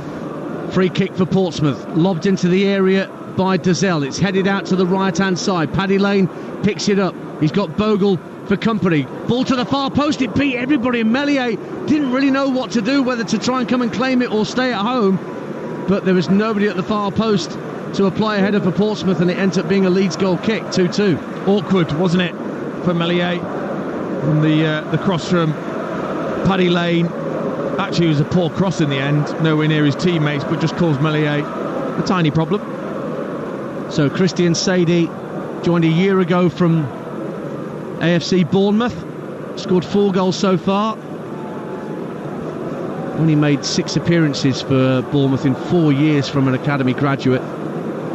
22 years of age. He is a real strong, muscular character up top for Portsmouth, having come on for Sorensen. So great news for Josh Maggio, hat-trick for him. And think of Carlos Corberán's press conference yesterday for West Bromwich Albion, where it all seems a bit doomy and gloomy with not the best financial situation at the club. What a response on the pitch from his players today. Leeds coming forward down the right-hand side with Joseph. Riley Towler at his back and holding on to him, say the Leeds fans. Joseph very cleverly wins a corner down at the Revy end, and the Leeds fans roar their approval. 2 apiece. Just needs a goal, actually. Joseph, his all-round performance been excellent, leading the line. He'll just want that goal, won't he, to just cement that first team spot for the next game. Well, it seems he's ahead of Bamford and Peru at the moment. Here comes Grueff's latest corner, punched away by Norris. Nonto picks it up at the edge of the area, takes it onto his left, and the drive is deflected.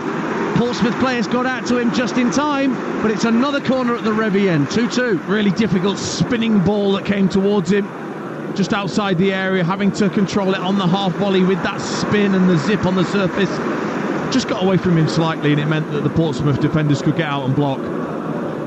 Dan James with the latest corner, where the Revy end meets the main stand, just down to our left-hand side. As we look to our left, James with a right-footed in-swinger onto the 6-yard line, drops to the penalty spot, hooked away by Dazelle just in time because Grueff was there. Bogle tries to float the ball back out to James on this near side. Sadie giving chase as Portsmouth send it forward, but that's very neatly and tidily worked back by Joden Bogle for his keeper, Ilan Meslier. 25 minutes to go on Talksport. It is 2-2 here between Leeds United and Portsmouth. League One gets underway at 5:30 today. We'll have updates from all the key games, both into the Community Shield, live on Talksport, and our Olympics coverage from 6 o'clock with Natalie Sawyer, Nigel Adderley and the team in the Stade de France. Wrexham at home to Wycombe, their first League One season for 20 years. Birmingham at home to Reading, their first season in that level for 30 years.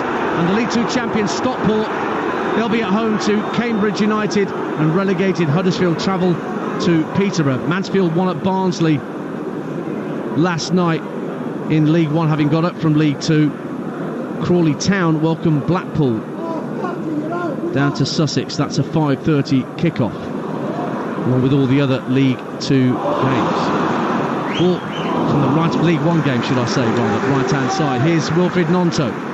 Right-hand side of the penalty area, faced up by Ogilvie, cuts in on his left, tries to go for goal on his left, and again a deflection off a Pompey leg means it's a Leeds United corner. I make that 10 corners in the match for Leeds United, but it's still 2-2 here. That low centre of gravity for Nonto, and the ability just to shift, and that first 2 or 3 yards of pace, so difficult to defend against. Ogilvie didn't really stand much of a chance, but he lunged anyway and got a tiny touch. Short corner from Leeds, it's rolled into Rutter just outside the area as it was rolled along the dead ball line, but he couldn't get the clearance, the half a yard to get the cross in. We'll check in at Wembley in a couple of minutes and get team news for the Manchester derby in the Community Shield live on Talksport. After this commentary, Adrian Durham will be your host. Darren Bent's going to be alongside Jim Proudfoot, and we'll cross to Jim in a few moments to get the team detail. Meantime, Leeds United coming forward. It's Jorginho Rutter. Little back flick to the edge of the area looking for Joseph, but Shaughnessy puts his big size 10 in the way of that and hoofs it downfield for Portsmouth. Quarter of the game to go, and the game still very much in the balance as the rain continues to teem down here in West Yorkshire. Bogle, right-hand side, plays in James on the overlap, and another corner, is it? No, the deflection actually took into the arms of Will Norris via Riley Towler's instep, and so a corner prevented this time. No changes yet from the Leeds bench. No. Dean Ashton. I don't think it'll be long, but they're still well on top, Leeds. It's just that little bit of quality, that improvement that can be made by both Gnonto and Dan James in terms of that delivery into the penalty area. If I was Joseph, I'd be frustrated and I'd be telling them as much about that delivery rather than just putting it in aimlessly. Get your head up, see your strikers run and put it into his path. Andre Dezel's gone down, might need a bit of treatment for a foul on him that's given Portsmouth a free kick. Let's check in meantime at the Riverside Stadium up on Teesside. Talksport's Graham Courtney. Middlesbrough 1, Swansea 0, but Swansea have got a free kick here just on the edge of the D. Shot comes in! Oh, it just goes wide, and that is the new boy, that is Om Ji Sung, and he's looked really, really good here for Swansea, but a highly entertaining game here. We have got, just over a quarter of an hour to go. Middlesbrough 1, Swansea 0. And let's check in at the Cardiff City Stadium meantime. Lawrence Mora.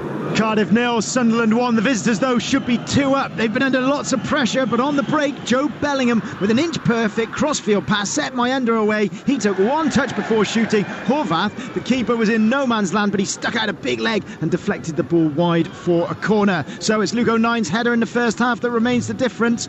It's Cardiff 0, Sunderland 1. The Community Shield live on Talksport in an hour's time. We'll be off to Wembley at 2:30 with Adrian Durham for all the build-up. But let's get the team news from the National Stadium. For the Manchester derby, your match commentators, Jim Proudfoot. And City are without Walker, Stones, Foden and Rodri, still on leave after the Euros, so there's a debut for 19-year-old midfielder Nico O'Reilly. Ruben Diaz returns to centre-half, Haaland starts, Grealish, not in the 20, is reportedly injured. Xerxes only on the bench for United. They're without Zorro, Højlund, Lindelof and Shaw, and Martinez comes back after injury. There's no Wan-Bissaka ahead of his impending move to West Ham, and we kick off at 3. Thank you, Jim. And we'll be with Adrian at 2:30 at the stadium for all the build-up. 2-2 at Ellen Road in the Championship, on game day exclusive. A triple change being readied by Daniel Farker to try and shake things up and get Leeds back in front. Remember, they led, they were 1-0 up and then 2-1 down at half-time, but that early goal in the second half from Willie Gnonto has brought us parity here, and Joel Peru is coming on. So too is Brendan Aronson, back from loan from last season, the American, and a debut for Joe Rothwell, who's coming on for Ilya Gruev. Meantime, goal at the Den. Talksport, Sam Ellard. It's well and truly game on, and it's exactly what Millwall deserve. Millwall 1, Watford 2. They've hit the bar 3 times in this game, Millwall, but now they've got a goal back. A cross on the left-hand side isn't cleared from Watford. It then falls straight to Duncan Watmore inside the box, and from close range, he fires home. We got an exciting 15 minutes in store here at the Den. Game on, Millwall 1, Watford 2. So the triple change for Leeds sees Peru on for James, Rothwell making his debut on loan from Bournemouth in for Gruev, and Brendan Aronson on for Gnonto. We've got a very nice round of applause from the Leeds fans, desperate for him to stay once again. Kind of deja vu from last year, isn't it, Dean Ashton, with Willie Gnonto, with the fans desperate for him to pledge his allegiance. Yeah, and I just talked about, the performances of the players may well dictate that interest from other sides, so if he continues to play that way, there'll be many clubs looking at him. He's the man that scored the equaliser at Gnonto to have us at 2 apiece with 20 minutes to go. Portsmouth send the ball downfield, actually more like 18 minutes to go, I should say, at Ellen Road. Ball's worked back to Meslier by Pascal Strout, and now Roden. Rain appears to have stopped again. Owen Moxon's going to be on shortly for Portsmouth in their midfield for another change. There's a winner in the offing here without question. And here's Rothwell getting his first involvement and working the ball early out to Jayden Bogle on the Leeds United right, on the far side of the field from us as they're attacking the Revy end in this second half. Rutter faced up by Ogilvie, tries to play the ball through the legs of a couple of players. Towler slides in for Portsmouth and gets the ball up to halfway, but it won't stick with Callum Lang, and it comes back the way of Joe Rothwell. He now shovels the ball out to this near side, the left, and Junior Firpo, but he's held up almost immediately by Jordan Williams and has to go back into his own half for Strout. Plays the ball into the feet of Peru, getting his first touch. Aronson, back from loan, Brendan Aronson, the American midfielder. He was at Union Berlin last year. Peru, once of Swansea. Midway point of the Portsmouth half, works it out to Bogle, bit of space on the right wing, maybe a chance to dig out across. Now he's got company, gets to the byline, pulls it across, and nobody can get the touch. Really fizzed across the face of goal by Jayden Bogle. A bit too quick for Joseph, who was flying in at the near post. Out it goes for a Portsmouth throw. 2-2, Dean Ashton. I mean, it's a brilliant ball. The pace on it is just a little bit too much for Matteo Joseph, who actually just gets ahead of the defender, but it was just too quick and flashed past him. No surprise to see a change from John Mousinho, because actually they've offered very, very little in this second half, and there's still a long way to defend through. And they need to give something. 0 attempts in this second half for Portsmouth. Well, they're bringing on Owen Moxon for Andre Dazelle. It was kind of an either-or as to which of those two players was going to start today. It ended up that John Mousinho gave the nod to Dazelle, but he's gone off, and Owen Moxon, who joined on transfer deadline day in January from Carlisle United, managed 1 goal against Derby County in April, so he's on for Portsmouth's latest change. Sadie is fouled on this near touchline, just down below our commentary position. Just over a quarter of an hour to go. Game's in the balance, live on Talksport in the Championship. Leeds United 2, Portsmouth 2. Ball's with Riley Towler, the Portsmouth centre-half, midway point of his own half of the field. Plays a little 1-2 with Ogilvie, works it back to his keeper, and Norris, first time left-footed, shovels it out to this near touchline, comes off the top of Junior Firpo's head, and out for a throw. No sign of Matt Ritchie as yet, although he's just come out to warm up for Portsmouth, having returned home after all his work at Bournemouth and Newcastle United for Eddie Howe. Will he get a look in these last 15 minutes or so? 2 apiece. Sadie trying to make a nuisance of himself down this near side of the right. He's won a throw off Firpo right in front of the Portsmouth fans, and Sadie says, "Come on lads, give us some encouragement," and the Portsmouth fans respond. Well, it would be easy just to sit there and think we just want to contain Leeds and take the point, which would be incredible, but can you create something? Can you squeeze Leeds United back and create 1 or 2 chances yourselves towards the end of this game? Take all 3 points. Just taking their time over this throw. Marlon Pack basically asked Jordan Williams to clean the ball for him. Well, that's pulling rank. Didn't want to get his shirt wet, so he's given it to Jordan Williams instead. We'll be off to the Bet365 in a minute. Let's see what happens with this long throw for Portsmouth. 14 minutes to go, 2-2. In it comes from Pack into the near post. The flick on from Shaughnessy. Drops at the far post, but it will be volleyed clear with it by Rutter. Indeed, it is volleyed downfield. So let's get to the Bet365. Jeff Peters. It's Stoke 1, Coventry 0. Lewis Baker, 3 minutes after coming on as substitute. A 1-2 with Meinhof. Continued his run into the penalty area and steered the ball beyond Dovin in the Coventry goal. Stoke 1, Coventry 0. Deadlock broken there. Another Leeds change coming up in just a minute. Daniel Farker shuffling the pack once more, and it's going to be Liam Cooper, is it? No, it's Patrick Bamford with the peroxide hairdo. Liam Cooper's not even in the squad today for Leeds United, so Bamford's going to be on, maybe for Matteo Joseph, or instead, or along with, we'll have to wait and see. 13 minutes to go, and Sadie and Strout collide, and the free kick's been given Portsmouth's way down the right hand side. Sadie quickly back on his feet. Strauch has stayed down, even though he's the man who's been penalised. And Portsmouth have a free kick 10 yards from the dead ball line. 2-2. Strauch just took this, controlled it on the knee, and then went to volley it away. I don't think there's hardly any contact at all. I just think both players have tried to fool the referee, and the referee's gone with Sadie, giving it to Portsmouth.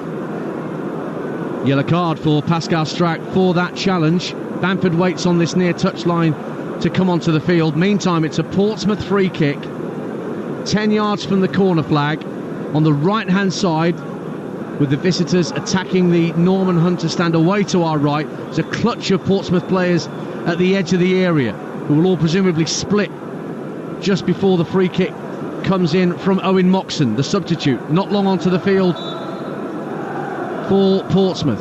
Races his left arm, drills the ball in right-footed, good delivery, headed out by Ampadu. Comes to Callum Lang at the edge of the area. Scored a screamer in the first half. Works it right for Moxon. The cross is blocked at source by Rutter. Moxon again hits the ball against Rutter, and it's a throw on this right-hand side. And here comes Patrick Bamford for Leeds United. He's coming on for Matteo Joseph, so it is striker for striker, Dean Ashton. I think he's had a really good game. He's done his chances no harm whatsoever, has started the next, led the line well. He just hasn't had that. He had one chance where he scooped it over, but he hasn't had lots of chances, but worked really well, Bamford. Well, he's got the quality, we know that. Another long throw coming in for Portsmouth from this near side, the right. Marlon Pack once again to take this long throw. In it comes into the area, looking for a flick on from Shaughnessy. Doesn't get there. Headed out by Leeds, but nobody in a white shirt on halfway, so comfortably retrieved by Moxon for Portsmouth. And now Norris clips a lovely ball out to Devlin on this right-hand side. One-on-one against Firpo. Level with the edge of the area. Elects to play it backwards of square to Moxon. Moxon tucks the ball in field to Jordan Williams, who had the ball taken off his toe by Aronson. And Rothwell. And away come Leeds United, and Peru is fouled, and Sadie almost gets himself booked. Just a public warning instead from Oliver Langford, and the Leeds fans not having that. Just over 10 to go. Dean Ashton alongside me, Ian Danter at Ellen Road. It is still Leeds 2, Portsmouth 2, Dean. I'm surprised though that Rutter's gone out to the right hand side and Piro's playing as a 10. I thought Rutter was the key really, especially in this second half, to the chances that they've created. Long ball downfield looking for Bamford. Headed up and out, at least half cleared by Shaughnessy. Bamford heads it down, but it's going to drop for Terry Devlin. And he clears the ball up to halfway. He was caught by Junior Firpo. No foul. John Massinho is incandescent that wasn't given as a foul against Junior Firpo. Leeds have it back, and the sun's now come out at Ellen Road. But all sorts of weather conditions here this Saturday afternoon. 10 minutes to go. Don't forget the Community Shield live here on Talksport straight after this game. We'll be off to Wembley to join Adrian Durham, Jim Proudfoot and Darren Bent for the Manchester Derby. And then we'll be off to Paris for the Olympics with Natalie Sawyer in the team from 6 o'clock for the final night of athletics. And loads of gold medals still up for grabs. Team GB doing superbly, 5th in the medal table when I looked first thing this morning. Pompey fans full of boys down to our right hand side. Don't know what time they got up in the morning, Dean Ashton, but they're still full of beans now at 2:15 in the afternoon. Brilliant. What an effort. All travel chaos too. And this would be a vital point, if not more, to come here on the opening day when nobody expected them to. Can they hold out? Goal at the MKM. Talksport's Alan Biggs.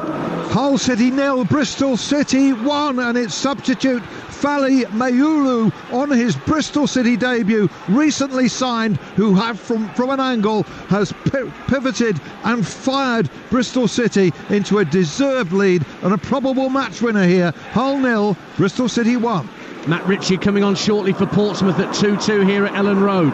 Williams, the Pompey right back, guides it back to Shaughnessy, fires it into the feet of Christian Sadie, who holds it up brilliantly at first at least, but then Ampadu robbed him, and then Aronson is brought down as he went through a couple of Portsmouth players. Again, Leeds fans around us desperate for a yellow card to be administered, but it's just a free kick in the end to Leeds. 2-2, 8 minutes to play. Free kick taken quickly down the left-hand side of the box. Firpo plays it into the near post, and Bamford heads wide, trying to steer his header in at the near post, but it went a good yard or two wide. And here comes Matt Ritchie for Portsmouth on his return to Fratton Park. 13 years after he made 10 appearances as a youth player. All that time away with Swindon and Bournemouth and Newcastle. He's on 99 career goals, Matt Ritchie, and he's coming on to replace Paddy Lane for these last 7 minutes or so. Yeah, throwback photo. Portsmouth sent out. He doesn't look any different. No, changed incredibly well. No, he still looks every bit the player that he was when he left. He's now 34 years of age, Matt Ritchie. And he's gone straight out there into the centre of the pitch. And the Portsmouth fans delighted with those sort of transfer captures. They'll be hoping that Josh Murphy will be fit sooner rather than later as Pompey's season continues. Leeds' next game is live here on Talksport 2 in the week against Middlesbrough in the Carabao Cup. Pompey's next game in the EFL Cup is at home at Fratton Park to Millwall before they entertain Luton next Saturday, and apparently they've all got over 15,000 season ticket holders already this season at Fratton Park for their return to the Championship. Throw into Portsmouth down the left-hand side, 6 minutes to go. Leeds 2, Portsmouth 2. Still a winner in the offing. And Portsmouth will take a short throw this time. Pack finds Ritchie, first involvement in the game. Playing a little 1-2 with Pack down the left-hand side, but it's tucked out of play by Joel Peru. But another throw to Portsmouth, close to the corner flag on the far side of the field from us. And you just wonder with what happened in that first half. Again, they've ridden their luck in the second half. Leeds have missed chances as they did in the first half. Can they get a goal, Portsmouth? Flicked on by Shaughnessy, but there was a push on a Leeds player inside the box, and so that'll be giving us a free kick to the hosts. It's incredible, isn't it, when you see each manager make their changes and whether that helps the team or not. It just feels as if it's hindered Leeds. Actually, since James and Nonto went off, they've just almost regressed since then. Here is Rutter, wriggling free of Towler, who pulls him back. It's going to be a yellow card for Riley Towler. Goal at the Den, Sam Ellard. What a game of football, Dan. This Millwall 2, Watford 2. What a turnaround, and it's exactly what the home side deserve. They've been outstanding in this second half. Saville picks up the ball. He carries it. He picks out Watmore on the right-hand side of the box. Can he compose himself? Can he put it away? You bet he can. What a finish into the bottom right-hand corner. Backman doesn't move. 88 gone. Can Millwall find a winner? Millwall 2, Watford 2. Can we find a winner here? 2-2 as well at Ellen Road as Devlin is caught by Strout, and that'll be a free kick to Portsmouth just inside their own half. Less than 5 minutes to play here. Very busy afternoon of football in the Championship. Don't forget, we'll keep you updated with League 2. All the fixtures kick off at 3 o'clock this afternoon in League 2. And Jim, during commentary of the Manchester Derby in the Community Shield here live on Talksport, will bring you goal updates from key games in League 2 this afternoon at 3 o'clock. League 1 at 5:30. We've got reporters there too at key matches in the third tier. Updates into our Olympic Games coverage from 6. So Sunderland 1 up at Cardiff, Bristol City 1 up at Hull, Middlesbrough 1-0 up at home to Swansea, 2-2 at Millwall as you just heard, Oxford 2 up on Norwich, West Brom 3-1 up at Crewe, and Stoke 1 up against Coventry. Here at Elland Road it's 2-2. Leeds coming forward with Rutter, lovely ball into the area, headed out by Shaughnessy. It was destined for Patrick Bamford. Brilliant header cleared by Connor Shaughnessy. Another goal at the Den, Sam Ellard. Limbs are back. There's limbs in that away end. Millwall 2, Watford 3. Just moments to go. Millwall levelled to make it 2-2 from 2-0 down. But now Watford might have snatched it right at the death. Tom Dele-Bashiru, who's been Watford's best player, he cuts in from the left-hand side. He has a shot that takes a big deflection. Mileta Rajovic, unmarked. He's brave. He heads the ball home, the goalkeeper comes, but he's beaten by the Watford centre forwards. Limbs in the away end, an extraordinary game of football. There's going to be a lot of added time. 9 minutes added on. There's more goals in this game, Dance. Football's back. Millwall 2, Watford 3. And a goal at the Cardiff City Stadium. Talksport's Lawrence Mora.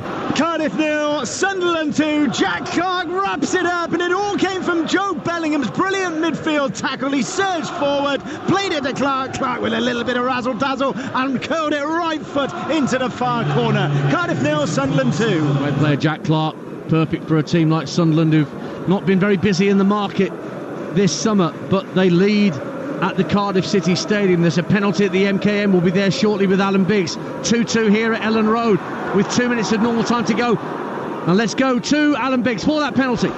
It's going to be Oscar Estupinian for Hull City after Xavier Simmons was charged to the ground. No doubt from the referee, he was very close to that. It looked like he got it spot on, and it is spot on now for Estupinian. Will he haul Hull level here? Left-footed, fires into the bottom corner, and he has levelled it. It's Hull City 1, Bristol City 1. 90 seconds of normal time to go at Ellen Road. One or two starting to drift away from their seats here around us in the main stand at Ellen Road. It's 2-2. There's a winner here for somebody if they want to try and grasp it.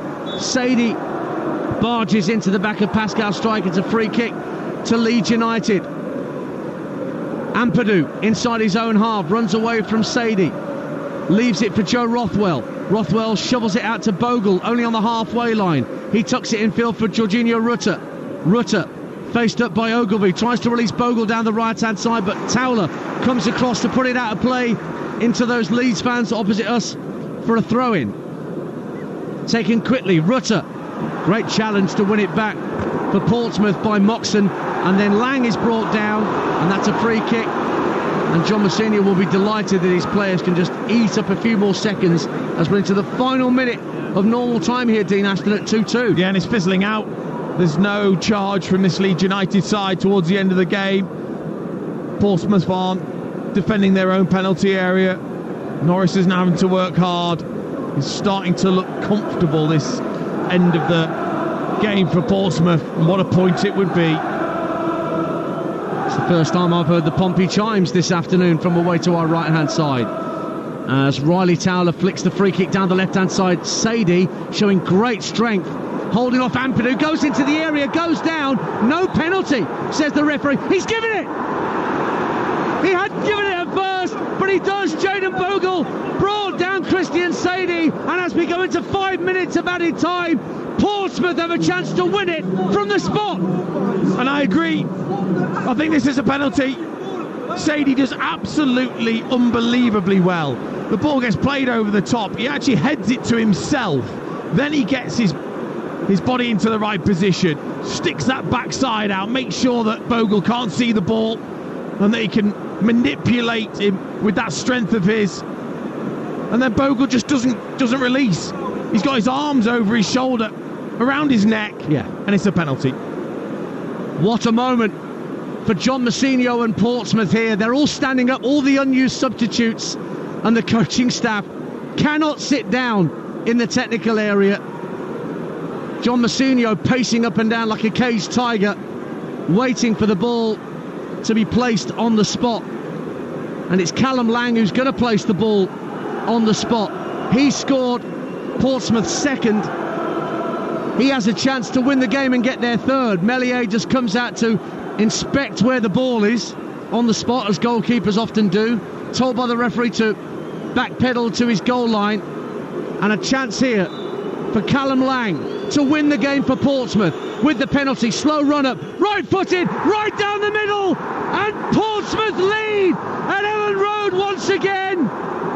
Delight away to our right for the travelling Pompey Hordes, and the championship on opening day throws up another huge story. Leeds United, who lost the playoff final last year, firm favourites for the title, being beaten by promoted Pompey in the last knockings. Lang's penalty was firm and true into stoppage time. You just gotta love the EFL. Leeds United 2, Portsmouth 3. There's your headline. Leeds United at home, massive favourites to win the league. And Portsmouth have come, they've rode their luck, and then when they've had the opportunity, they've been clinical, as was that penalty. Callum Lang had to wait, bide his time, and coolly steps up and just thinks, I'm going to go right down the middle. He had a look at the goalkeeper at the last second and just coolly slotted it in. What a win this would be. So the 90 minutes are up. We played 2.5 minutes of the minimum 5 that Omid added on at the end. Time enough for Leeds United to try and create at least one more opportunity, but Portsmouth are taking all 3 points back down to the south coast as things stand. Well, we said there was a winner in it, Dean Ashton, and at the moment it's going to the visitors, who haven't won here in 20 years. And now they're a couple of minutes away from earning all 3 points on opening weekend. But here come Leeds. Rutter down the right-hand side, level with the edge of the area. Cross is deflected. Moxon gets a half volley clear for Portsmouth. Sadie giving chase out to the left-hand side. It's beaten to it by Roden. Leeds are going to get increasingly desperate here. Strauch works it out to the left-hand side for Firpo. Tries to play it through the legs of Williams. It deflects out for a throw. 2 minutes of injury time to play. 3-2 Portsmouth on Talksport. A thriller, Ellen Road. Roden in the centre circle for Leeds United. Plays it out to Bogle on the right in the bright sunshine that now envelops Ellen Road. Community Shield coming next, live on Talksport, the Manchester derby. But here comes Pascal Strike, working it out to the left wing and Firpo. Firpo's cross, headed away by Marlon Pack, stooping to head it clear. Ampadu retrieves it, the Leeds captain. Infield it goes to Joel Peru, one of the substitutes. Trying to play a little ball down the left-hand side of the box, but it was deflected away. Peru gets it back, charges into the centre of the half, opens up for Joel Peru. Plays it to the edge of the area. Aronson makes room for a shot. It's 3-3. Leeds were not to be denied. And Brendan Aronson made the space for the shot on his return from loan. Pompey players sink to their knees. They thought the 3 points were theirs, but Brendan Aronson had other ideas. Peru had the space to charge to the edge of the area. Ball into the feet of Aronson. Turn, shot, goal. 3-3. How important could that goal be? Not only for Leeds United, but Daniel Farke too. Aronson was booed when he came on. The Leeds fans aren't happy with him by the way that he left the club last season and has come back. But I tell you what, it's brilliant footwork on the edge of the area. Absolutely magnificent to shift and shoot. And how often do we see it? When a player does that, an attacker does that, it goes through the defender's legs, which means Norris just can't react in time. We've had the 5 minutes of minimum stoppage time. It's now down to the referee for how much more we play at Ellen Road. 3-3 in a thriller. Out it goes to Bogle. Play on, says the referee. Peru again, just over the halfway line. Options right and left. Goes right to Rutter. Right-hand corner of the penalty area. 2 Portsmouth players with him. Rutter with a cross. Up goes the keeper. Good claim, Will Norris, to get in front of Rodon and hold on to the ball for Portsmouth and keep it level at 3 apiece. Oh, it just wasn't the right ball from Rutter. Just didn't need to stand that and give the goalkeeper a chance. Just flash it low. See if it comes off a Portsmouth player. Don't float it up. Thumped away by Norris high into the sky. Still no sign of a final whistle yet. 3-3. Bamford takes the ball down just inside the Portsmouth half. It's cleared away and they'll let it roll out for a throw-in, will Portsmouth, on this near side. 1 more minute to play, I think, is the indication from the referee. So we're still playing on, and he's indicating to Jordan Williams, get on with it. He's pointed at his watch to say, get this ball back into play, otherwise I'll penalise you. 3-3. In it comes from Williams, the throw. Sadie tries to flick it on.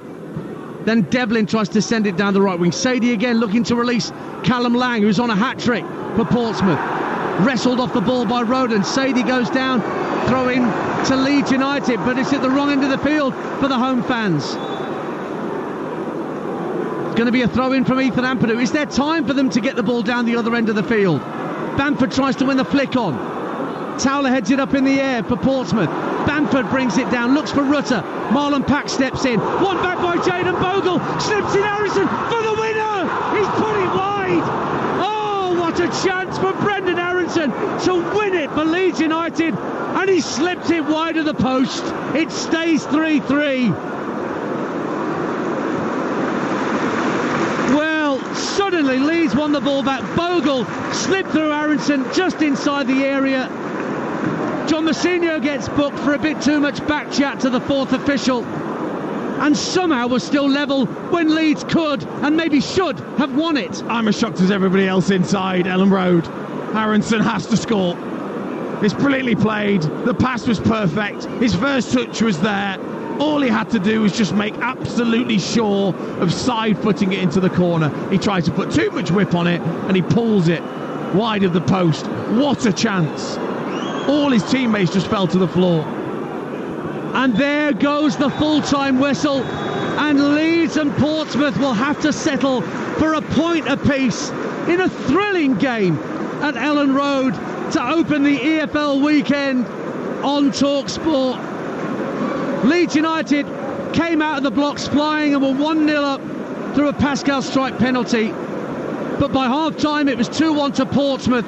Willie Gnonto got Leeds back level at 2-2. Callum Lang then scored a penalty that we thought was going to net Portsmouth all 3 points as we entered added time. But Brendan Aronson, back from his loan at Union Berlin, made sure that Leeds got something out of this game. And frankly, the American should have helped Leeds to all 3 points. Having equalised, he had a gilt-edged chance, alone in the penalty area, but put his shot the wrong side of the post, which means, after a brilliant game at Ellen Road, a superb advert for the EFL, it's finished Leeds United 3, Portsmouth 3.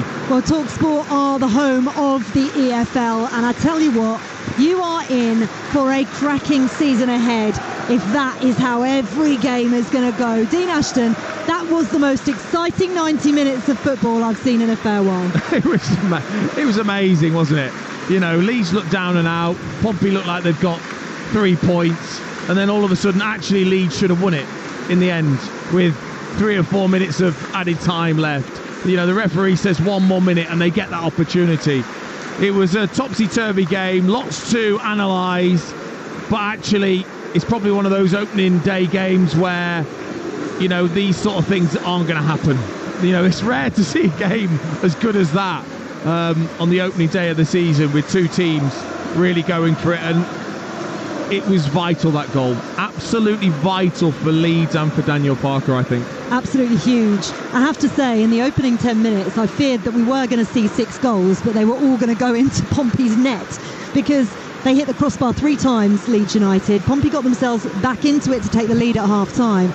But, you know, you cannot come to Ellen Road, score a penalty, go and celebrate with your fans in the corner, and not expect that there's going to be more drama. They love a late goal here. Yeah, they do. And, you know, he made a big call taking off Gnonto and Dan James. I don't actually think it worked in the end. No. I think he got lucky in with just a little bit of quality that I think those players could have produced. To take them both off at the same time, I think, gave Portsmouth a little bit of impetus into the game in that second half.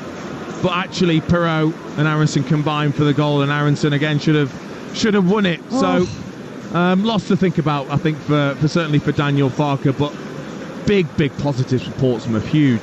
Do you know what? I thought that they might struggle a little bit this season, but based on that performance, that's going to give them a huge amount of hope going into the rest of the season.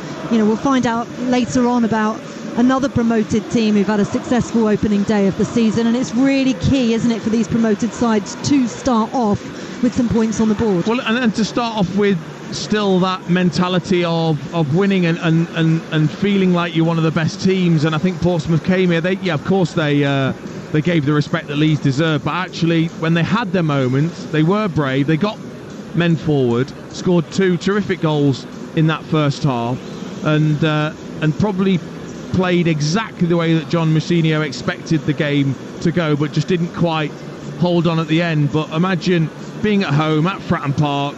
If they can put in similar type of performances, they'll do very well. It's not a boring life, is it, being a Leeds United fan? They've got glum faces on, having been treated to an absolutely cracking game of football as we have been here on Talksport. But ultimately, the favourites to win the Championship and get promotion back to the Premier League have been held by a team newly promoted and in the Championship for the first time in 12 years. It's been absolutely cracking, and I tell you what, there have been goals flying in.